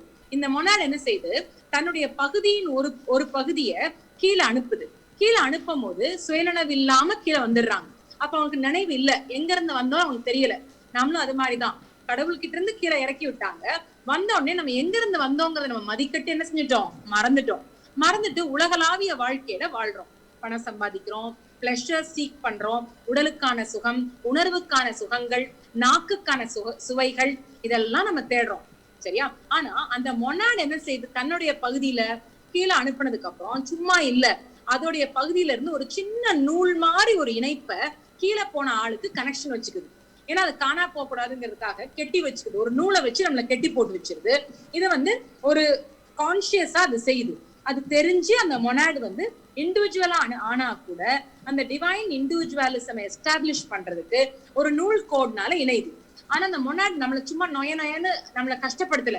அது என்ன செய்யுது, அந்த இணைப்பை ஏற்படுத்திட்டு அதுக்கப்புறம் சைலண்ட் ஆயிடுது, அதுக்கப்புறம் அமைதியா உட்கார்ந்துருது. It becomes a silent watcher. அது நம்மளை பார்க்க மட்டும் செய்து வேற எதுவுமே செய்யல, ரிட்டையர்ட் ஆயிடுது. சைலன்ஸ் அண்ட் டார்க்னஸ், அமைதிக்குள்ளேயும் இருட்டுக்குள்ளேயும் அது வந்து என்ன செய்யுது, புதைய ஆரம்பிக்குது. ஆனா நீங்க மூணாவது என்ன செய்யணும்னா, கீழே வந்த அந்த ஈகோ, அந்த பர்சனாலிட்டி என்ன செய்யணும்னா, தனக்குள்ள சில மாற்றங்களை கான்சியஸா கொண்டு வரணுங்கிற நோக்கத்துல நம்ம என்ன செய்யணும், கீழே இருக்கிற எனர்ஜியை மேல எழுப்பணும். அப்படி மேல எழுப்பும் போது என்ன ஆகுதுன்னா, நம்ம வந்து இந்த மேல இருந்து வந்த ஸ்பிரிச்சுவல் கார்ட் மூலமா நம்ம கீழே கனெக்ட் ஆயிருக்கோம். நீங்க கீழ இருந்து திருப்பி மேல ஒரு முயற்சி போடும்போது அந்த இறைவன் கூட நீங்க ஒன்னஸ் அடையணும்னு நீங்க நினைக்கும் போது நீங்க அந்த கர்ணத்தை பில்ட் பண்றீங்க. யூ ஆர் பில்டிங் யுவர் அந்த கர்ணா. So when the day of divine individuality comes, the separated self knows that he is no longer than the one self. Then the group of ascending and divinely individualizing humans, masters of life, can once again be animated by the unity of the soul. Each a complete and independent individual, they can cooperate and synchronize perfectly as parts of one integrated whole. அப்ப அந்த ஒத்துழைப்பை கொடுத்து நம்ம எல்லாரும் ஒன்னா சேர்ந்து வேலை பார்க்க ஆரம்பிக்கும் போது அந்த ஒத்துழைத்து தெரிந்து கான்சியஸ் லெவல்ல அந்த ஒன்னஸ் நம்ம என்ன செய்யறோம், நம்ம அட்டைன் பண்றோம், heavenly மேனாக மாறுறோம். Such a specialized unity of the group of those who have achieved the unanimity of the wise is sometimes referred to as a heavenly man. அப்ப உணர்ந்து நமக்குள்ள இருக்கிற எனர்ஜியை மேல கொண்டு போகும்போது நீங்க என்ன ஆகுறீங்கன்னா ஹெவன்லி மேன், ஹெவன்லி ஹியூமனாக நீங்க மாறுறீங்க. சாதாரண ஆள் கிடையாது நீங்க, ஆனா கடவுளுடைய தூதராக நீங்க மாறுறீங்க, ஹெவன்லி மேனாக நீங்க மாறுறீங்க. And just as they lived in any living organism known as to science is something mysterious more than the sum of the component parts into which it may be analyzed. So is the heavenly man no merely composite organism, but is living and ensouled entity, mysterious more than the sum of individual who, as it were, constitute the force center or nerve center of his personality. அப்ப நீங்க என்ன ஆகுறீங்க, ஒரு complex ஒரு அந்த upward முயற்சி நம்ம எடுக்கும் போது ஒன்னஸோட நீங்க சேரணும்னு நினைக்கும் போது நீங்க உங்களுக்குள்ள ஒரு தனித்துவத்தை டெவலப் பண்ணி ஹியூமன் பாடியை வந்து உங்களுக்கு க்ளோத் பண்ணி அந்த சோல் என்ன செய்யுது, ஒரு என்சோல்டு என்டிட்டியா உங்களுக்குள்ள நிறைய ரகசியங்களை புதைத்து வச்சு நம்ம வந்து சம் ஆஃப் இண்டிவிஜுவலிசம் நம்ம அட்டைன் பண்ணி நம்ம லைஃபோடைய பர்சனாலிட்டி, நம்ம பர்பஸ் நம்ம வந்து நிர்ணயிச்சுக்கிறோம். There are many ways in which the unanimity of the wise may find expression in unity of the soul, more intimate than anything we can imagine. But the conception of the heavenly man illustrates the principle of the higher kind of unity. ஆனா அந்த heavenly man, அந்த கடவுள் பாதி மனிதர்கள் பாதி இருக்கிற அந்த heavenly man வந்து greater amount of unity, in structural unity, which provides a group of wild creatures into uniform reactions and responses. அப்ப நீங்க மேல போகும்போது அந்த யூனிட்டி வந்து நல்லா என்ஃபோர்ஸ் ஆனதுக்கு அப்புறம் நமக்குள்ள சில மாற்றங்களையும் நமக்குள்ள சில ஏற்றுக்கொள்ளும் தன்மைகளும் தானா என்ன ஆகுது, டெவலப் ஆகுது. Uniformity of the unity of interrelated parts which form an integrated whole. அப்ப நம்ம வந்து ஒரு முழுமை ஆகிறதுக்கு நமக்கு இந்த வளர்ச்சி, இந்த வழிகள் இதெல்லாம் நமக்கு ஹெல்ப் பண்ணுது. இந்த வழியே இல்லைன்னா நம்மளால என்ன செய்ய முடியாது, நம்மளால அந்த மேல நமக்குள்ள இருக்கிற சக்தியை வந்து வெளிப்படுத்துற மேல இருக்கிற ஹெவன்லி மேனாக நீங்க மாற முடியாது. அப்ப ஹெவன்லி மேனா நீங்க மாறணும்னா கான்சியஸ் ஆன எஃபர்ட் நீங்க எடுக்கணும், கான்சியஸ் ஆன ஃபுல்ஃபில்மெண்ட் ஒரு கான்சியஸ் ஆன பெர்ஃபெக்ஷனை நோக்கி நீங்க போகணும். முதல்ல வரும்போது நம்ம அன்கான்சியஸ் பெர்ஃபெக்ஷன்ல வந்தோம், கீழே வந்துட்டு நம்ம திரும்பி இருக்கோம். இப்ப மேல போய் கான்சியஸ் பெர்ஃபெக்ஷனுக்கு நம்ம என்ன செய்யறோம், நம்ம எய்ம் பண்றோம். So the conflict and tragedy which enters the human transitional phase can be seen particularly clearly when the transition is regarded as a transition from one kind of motivation to another. அப்ப நீங்க ஒரு டைப்ல இருந்து இன்னொரு டைப்புக்கு நீங்க மாறுறதை நீங்க ஏத்துக்கோங்க. அந்த ஏத்துக்கொள்ற தன்மை உங்களுக்கு உதவி செய்யும், உங்களுடைய பரிமாண வளர்ச்சி நேச்சுரலா இருக்கும். இதுக்கு நமக்கு நிறைய பேர் ஹெல்ப் பண்றாங்க. இந்த டிரான்சிஷன் சும்மா நடக்கல, லேசு கிடையாது. ஜென்மம் மாத்தி ஜென்மம், இழப்பு மாத்தி இழப்பு, அவமானம் மாற்றி அவமானத்தை சந்தித்து இறுதியில தான் நமக்கு அந்த டிரான்சிஷன் கிடைக்குது. நம்மளுடைய பரிமாண வளர்ச்சியில நம்ம அந்த நிலையை அடைஞ்சிருக்கோம். Duality is the essence of conflict and tragedy. உங்க வாழ்க்கையில கஷ்டங்களும் ட்ராஜடியும் ஏன் நடக்குதுன்னு கேட்டீங்கன்னா duality தான். And the human state is constantly interpreted in terms of various kinds of duality. மனிதர்களுடைய மனதை நீங்க பாத்தீங்கன்னா வெவ்வேறு விதமான duality எல்லாருக்குள்ளயும் இருக்குது. If evolution is interpreted in terms of duality of life and form, then life takes on form, dwells in them in order to acquire mastery over them, and gains in capacity for responses and expression through them. When particular form has ceased to serve this purpose inadequately, life withdraws from them and they die. அப்ப எவ்வளவு அழகா கொடுத்திருக்காங்க பாருங்க. உங்க வாழ்க்கையை வந்து ஒரு duality டேர்ம்ஸ்ல define பண்றதா இருந்தா உங்க வாழ்க்கையிலேயே இந்த டியூவாலிட்டி இருக்குது. ஒன்னு ஃபார்ம், இன்னொன்னு கான்சியஸ்னஸ், ரைட்டா? ஃபோர்ஸ். இந்த ஃபார்மும் ஃபோர்ஸ் நீங்க எப்படி புரிஞ்சுப்பீங்க? நீங்க வாழ்ற காலகட்டத்துல எல்லாம் உங்களுடைய ஃபார்ம் இருக்கு இல்லையா, உங்க பாடி இருக்கு இல்லையா, அதை நீங்க யூஸ் பண்றீங்க, சரியா? Duality of life and form. And then life takes on form. உங்க வாழ்க்கை வந்து இந்த ஃபார்மை சுத்தி தான் இருக்குது. dwells on them. அதிலேயே அக்கறை காமிக்குது. And in order to acquire mastery over them, உங்களுடைய உடம்ப நீங்க மாஸ்டரி பண்றதுக்கு என்ன செய்றீங்க? over them to gain the capacity for responses and for expression. உங்களுக்குள்ள என்ன வரணும்? நீங்க வெளியில இருந்து நீங்க டெவலப் ஆனா மட்டும் பத்தாது, உள்ளுக்குள்ள இருந்து நீங்க ரெஸ்பாண்ட் பண்ணணும். நீங்க உள்ளுக்குள்ள இருந்து என்ன செய்யணும்? எக்ஸ்பிரஸ் பண்ணணும். இது ரெண்டும் உங்களுக்கு கிடைக்கணும் through them. இந்த உடம்ப வச்சுதான் உங்களுக்கு ரெஸ்பான்ஸும் வருது. இந்த உடம்பு இருந்தால்தான் உங்களால எக்ஸ்பிரஷனும் கொடுக்க முடியும். when particular form has ceased to serve the purpose, என்னைக்கு உங்களால ரெஸ்பாண்டும் பண்ண முடியல, உங்களால வந்து எந்த விதமான எக்ஸ்பிரஷனும் பண்ண முடியலன்னு வருதோ அந்த டைம்ல இந்த உடம்பு வேஸ்ட்ன்னு சொல்லிட்டு உங்களுடைய மொனாட் என்ன செய்யுதுன்னா இந்த உடம்பை டிஸ்கார்ட் பண்ணிட்டு இன்னொரு உடம்பு எடுக்குது. அதைத்தான் மரணம்னு சொல்றாங்க. உங்களுக்கு புரியுதா? அப்ப எவ்வளவு காலம் இந்த உடம்பு உங்களுக்கு ஒத்துழைப்பு கொடுக்குமோ, எவ்வளவு காலம் இந்த உடம்பை வைத்து இறைவனுக்கு நீங்க ஒரு சக்தியை எக்ஸ்பிரஷனாவோ இல்ல ரெஸ்பான்ஸாவோ கொடுக்க முடியுமோ அவ்வளோ காலம் தான் உயிரோட இருப்போம். எப்ப நம்ம உயிர் துறக்கிறோம், எப்ப இந்த உடம்ப வச்சு உங்களால எதையுமே இறைவனுக்கு கொடுக்க முடியலன்னு வருதோ அந்த டைம்ல நம்ம உயிர் என்ன செய்யறோம்? நம்ம துறந்துடுறோம், சரியா? the expensive capacity which life has gained is in the form life forms lives on and will find an outlet through the other forms. The real continuity exists in the life side of nature rather than the form side. அப்ப உண்மையிலே பார்க்கணும்னா கண்டினியூட்டியை பத்தி பேசணும்னா form சைஸ்ல disconnect இருக்குது. ஏன்னா ஒருத்தவங்க இறந்துடுறாங்க, கண்ணுக்கு தெரிய மாட்டேங்கிறாங்க, அப்ப அவங்க செத்துட்டாங்கன்னு நினைக்கிறோம், ஆனா அவங்க சாகல. அப்ப ஃபார்ம் சைடை விட்டுட்டு நீங்க லைஃப் சைடு எடுத்து பாத்தீங்கன்னா லைஃப் முன்னாடியும் இருந்துச்சு, இப்பயும் உங்க லைஃப் இருக்குது, நாளைக்கும் உங்க லைஃப் இருக்கும். அப்ப இந்த ஃபார்ம் சைடை விட்டுருங்க, நீங்க லைஃப் சைடு எடுத்து பாத்தீங்கன்னா அந்த கண்டினியூட்டி அந்த கிரேட்னஸ் உங்களால என்ன செய்ய முடியும்? பார்க்க முடியும். அப்ப நம்ம life is a continuous process. ஒரு நாள் 2 நாள் இல்ல, எவ்வளவு நாளுக்கா திருப்பி திருப்பி வச்சுட்டே இருப்பாங்க. நம்ம எவ்வளவு சீக்கிரம் படிக்கிறோமோ, எவ்வளவு சீக்கிரம் ஒத்துழைப்பு கொடுக்குறோமோ, எவ்வளவு சீக்கிரம் நம்ம ரெஸ்பாண்ட் பண்றோமோ, நம்ம எக்ஸ்பிரஷனை கொடுக்குறோமோ அவ்வளவு சீக்கிரம் நமக்கு என்ன செய்வாங்க? நம்மளுடைய லைஃப் வந்து அதுக்கப்புறம் நம்ம பிறவி இந்த பெருங்கடல்ல நம்ம நீந்தணும்னு அவசியம் இல்லை, நமக்கு முக்தி கிடைக்கும். அப்ப முக்தி அடைவது வந்து நீங்க அந்த பெர்ஃபெக்ஷனை நீங்க அட்டைன் பண்றதுதான் முக்கியமானது. அந்த பெர்ஃபெக்ஷன் அட்டைன் பண்ணதுக்கு அப்புறம் உங்களுடைய ஃபார்ம் என்ன செய்யாது? திருப்பி வரணுங்கிற அவசியம் கிடையாது. வேணும்னா வரலாம், பட் அவசியம் கண்டிப்பான கட்டாயத்துல நீங்க வரணும்னு அவசியம் கிடையாது.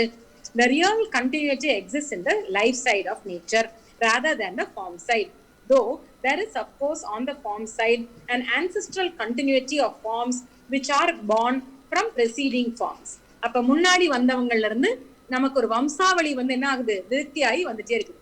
This duality of life and form might be referred to as the duality of spirit and matter. Life and form அப்படிங்கிறது நீங்க புரிஞ்சுக்கிட்டீங்கன்னா இதே இதோட இன்னொரு வெளிப்பாடு என்னன்னா ஸ்பிரிட் அண்ட் மேட்டர் அப்படின்னு சொல்றாங்க.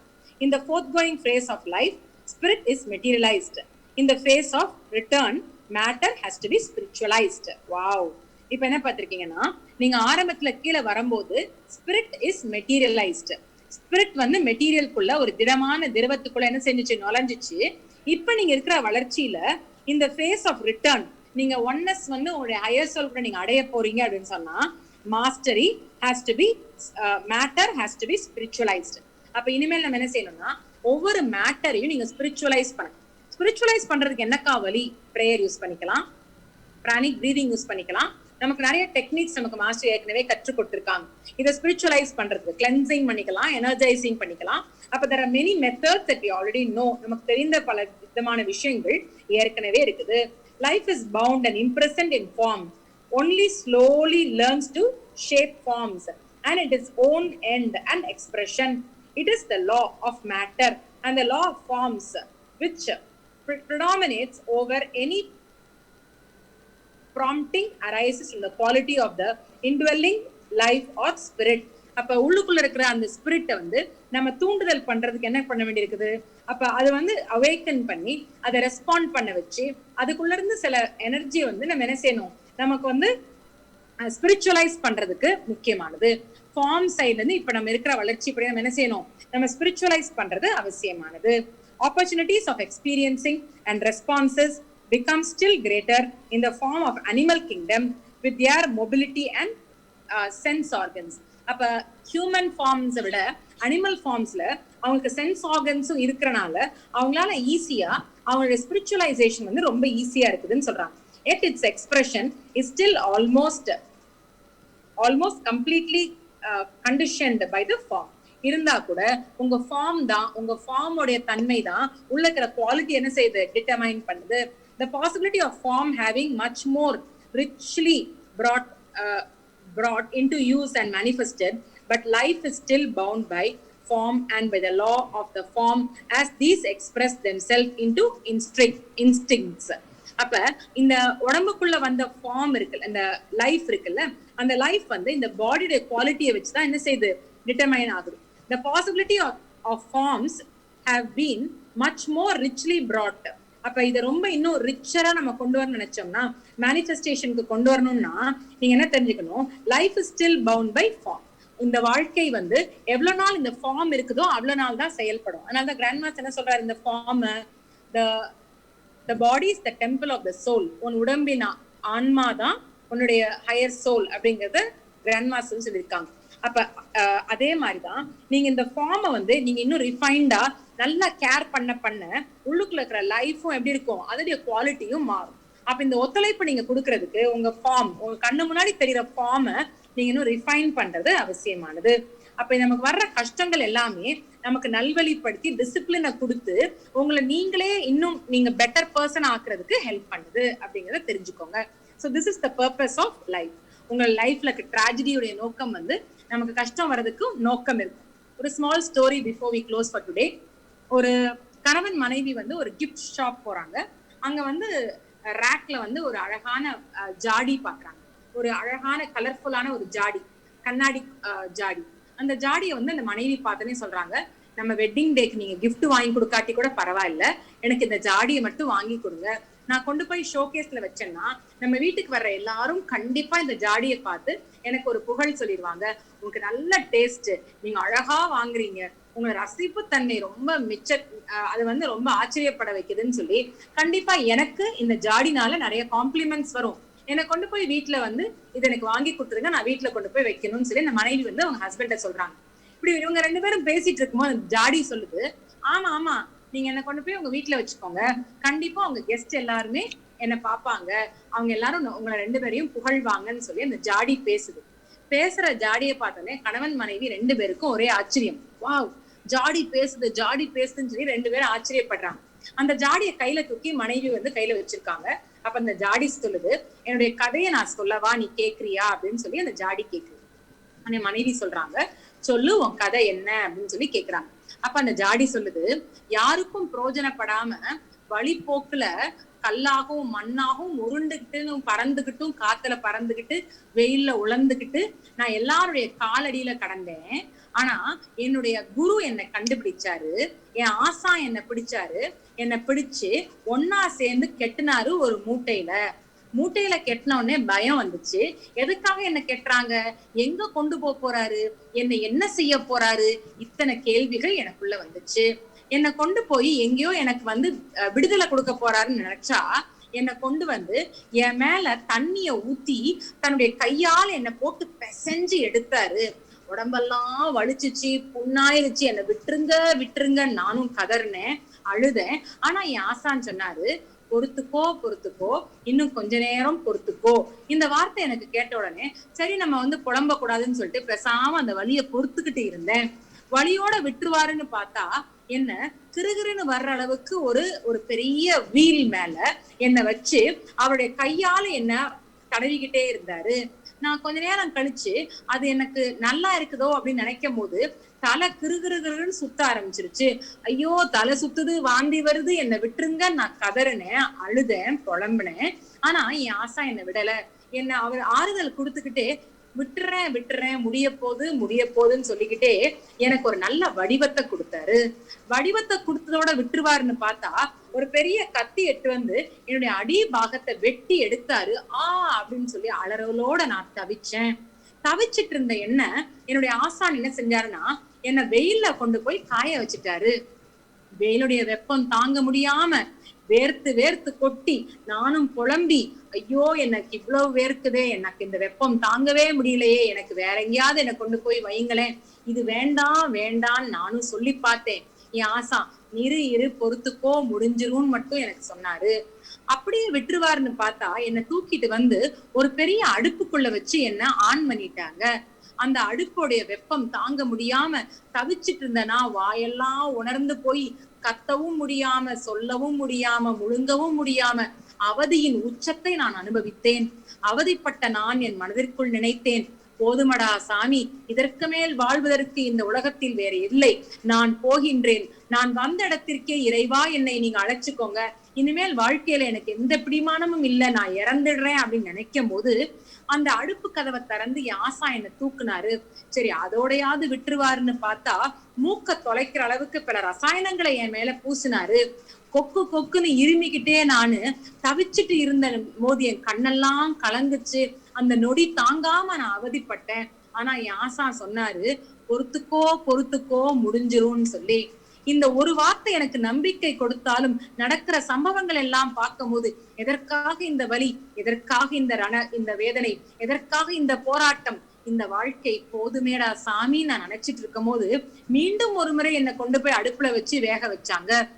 அடுப்பின் வெப்பம் தாங்காமல் நான் வாயை திறந்து சொல்ல போறதே இல்லை என் கஷ்டத்தை, அப்படியே இறந்து போக போறேங்கிற முடிவுக்கு வந்து வாழ்க்கையின் இறுதி கட்டத்தை நான் நோக்கி போயிட்டு இருக்கேங்கிறத நான் உணர்ந்து என் தலைய குனிஞ்சு நான் நிக்கும் போது டபக்குன்னு கதவை திறந்தாங்க. என் ஆசா என்னை கையில தூக்குனாரு. என்னை பார்த்து ஒரு அழகான புன்னகை செய்தாரு. முடிஞ்சிருச்சு உன் கஷ்டம்னு சொல்லி அவரோட அழகான கண்ணாடியை என்கிட்ட கொடுத்தாரு. அந்த கண்ணாடியில் என் முகத்தை பார்க்கும்போது எவ்வளவு அழகான தோற்றம், எவ்வளவு அழகான அமைப்பு அப்படிங்கிறத நான் ரசிச்சேன். அப்பதான் எனக்கு புரிஞ்சிச்சு, எனக்கு என் ஆசான் புழுதியில் கடந்தேன் என்றால் யாருக்கும் என்னை பார்க்க முடிஞ்சிருக்காது. தூசியாக மண்ணோட மண்ணாக நான் மக்கி போயிருப்பேன். என்னையும் கொண்டு வந்து என் ஆசான் என் மேல் தண்ணீரை தெளித்து எனக்கு சில சோதனைகள் மூலமாக என்னை பதமாக்கினாரு. பதமாக்கியதோட என்னை விடல, என் ஆசான் தன் கைகளால எனக்கு ஒரு அழகான வடிவத்தை கொடுத்தாரு. அப்ப கஷ்டமாக இருந்தாலும் என்னை வடிவம் அமைத்து எனக்கும் ஒரு அழகான ஒரு சீரான ஒரு வாழ்க்கையை எனக்கு அமைத்து கொடுத்தாரு. கஷ்டத்தினை நான் அனுபவித்துட்டு இருந்த எனக்கு அந்த சீரமைப்பு எதற்கு என்று புரியாமல் இருந்த டைம்ல என்னை கொண்டு அந்த வெயில்ல காய வைக்கிறது மூலமா எனக்குள்ள உறுதியை கொடுத்தாரு. வெயில்ல காய வச்சு விட்டு அப்படியே விட்டுருந்தா கூட நான் விண்டு போயிருப்பேன். ஆனா விடல அவர் என்னை திருப்பி கொண்டு வந்து அடுப்புல வச்சு அவிக்கும் போது எனக்குள்ள இருக்கிற ஒவ்வொரு துளிகளும் எனக்குள்ள இறுக்கம் கொண்டு அது இணைவதற்கு காரணமாக இருந்துச்சு. என்னுடைய நல்ல குணங்கள் எனக்குள்ள இருந்து வெளிப்பட ஆரம்பிச்சுச்சு. அந்த அடுப்புல அவிச்சிட்டு அப்படியே விட்டுருந்தா கூட யாரும் என்ன அவ்வளவா பெருசா பார்த்திருக்க மாட்டாங்க. எனக்குள்ள இருக்கிற தனித்துவத்தை மக்கள் பார்க்கணுங்கிறதுக்காக என் மேல ரசாயனத்தை பூத்தி என்னை அழகுபடுத்தி எனக்கு வண்ணங்கள் கொடுத்த அந்த குரு எனக்கு அப்படியே வண்ணங்கள் தீட்டி விட்டுருந்தா கூட அந்த வண்ணங்கள் கொஞ்ச நாள் கழிச்சு உறிஞ்சிருமோங்கிற ஒரு அவய நிலை வந்துருமோங்கிறதுக்காக மீண்டும் ஒரு முறை என்னை அவித்து என்னை வெளியெடுத்தாரு. அப்ப வெளியெடுக்கும் போது என்னை நான் என் கண்ணாடியில் பார்க்கும் போது என்னுடைய தோற்றத்தை என்னாலே நம்ப முடியல. குருவின் கைகளில் அவருடைய வேலைகளை, அவர் எனக்கு கொடுக்கும் வேதனைகளை, வழிகளை நான் அமைதியாக பொறுத்து கொண்டிருக்கும் அந்த பொறுமையும் அந்த சகிப்புத்தன்மையும் எனது வழிகளை நான் ஏற்றுக்கொள்ளும் பண்பினையும் நான் கற்றுக்கொள்ளும் பொழுது மட்டும்தான் என் வாழ்க்கை அழகாகின்றது. பிறர் மெச்சும் அளவுக்கு, பிறர் என்னை பார்த்து பெருமிதம் கொள்ளும் அளவுக்கு, பிறருக்கு ஒரு எடுத்துக்காட்டாக திகழும் ஒரு மனிதராக, ஒரு அற்புதமான ஒரு கருவியாக நானும் மாறுகின்றேன்.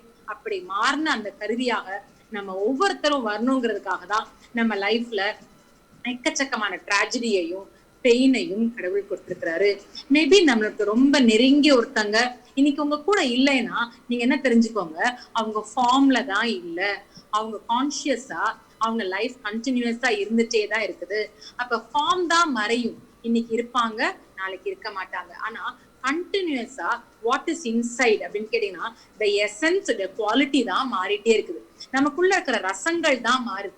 ஆனா வெளி தோற்றங்கள் அதே மாதிரி நீங்க இருப்பீங்க. அடுத்து நீங்க பிறப்பீங்க, இதே மாதிரி 2 கண்ணு, இதே மாதிரி 2 காது, இதே மாதிரி 2 கையோட தான் பிறப்போம். ஆனா இன்னைக்கு நம்ம வாழ்க்கையில வாங்குற அடி நமக்கு நாளைக்கு நமக்குள்ள இருக்கிற குவாலிட்டியை டெஃபினட்டா மாத்தும்.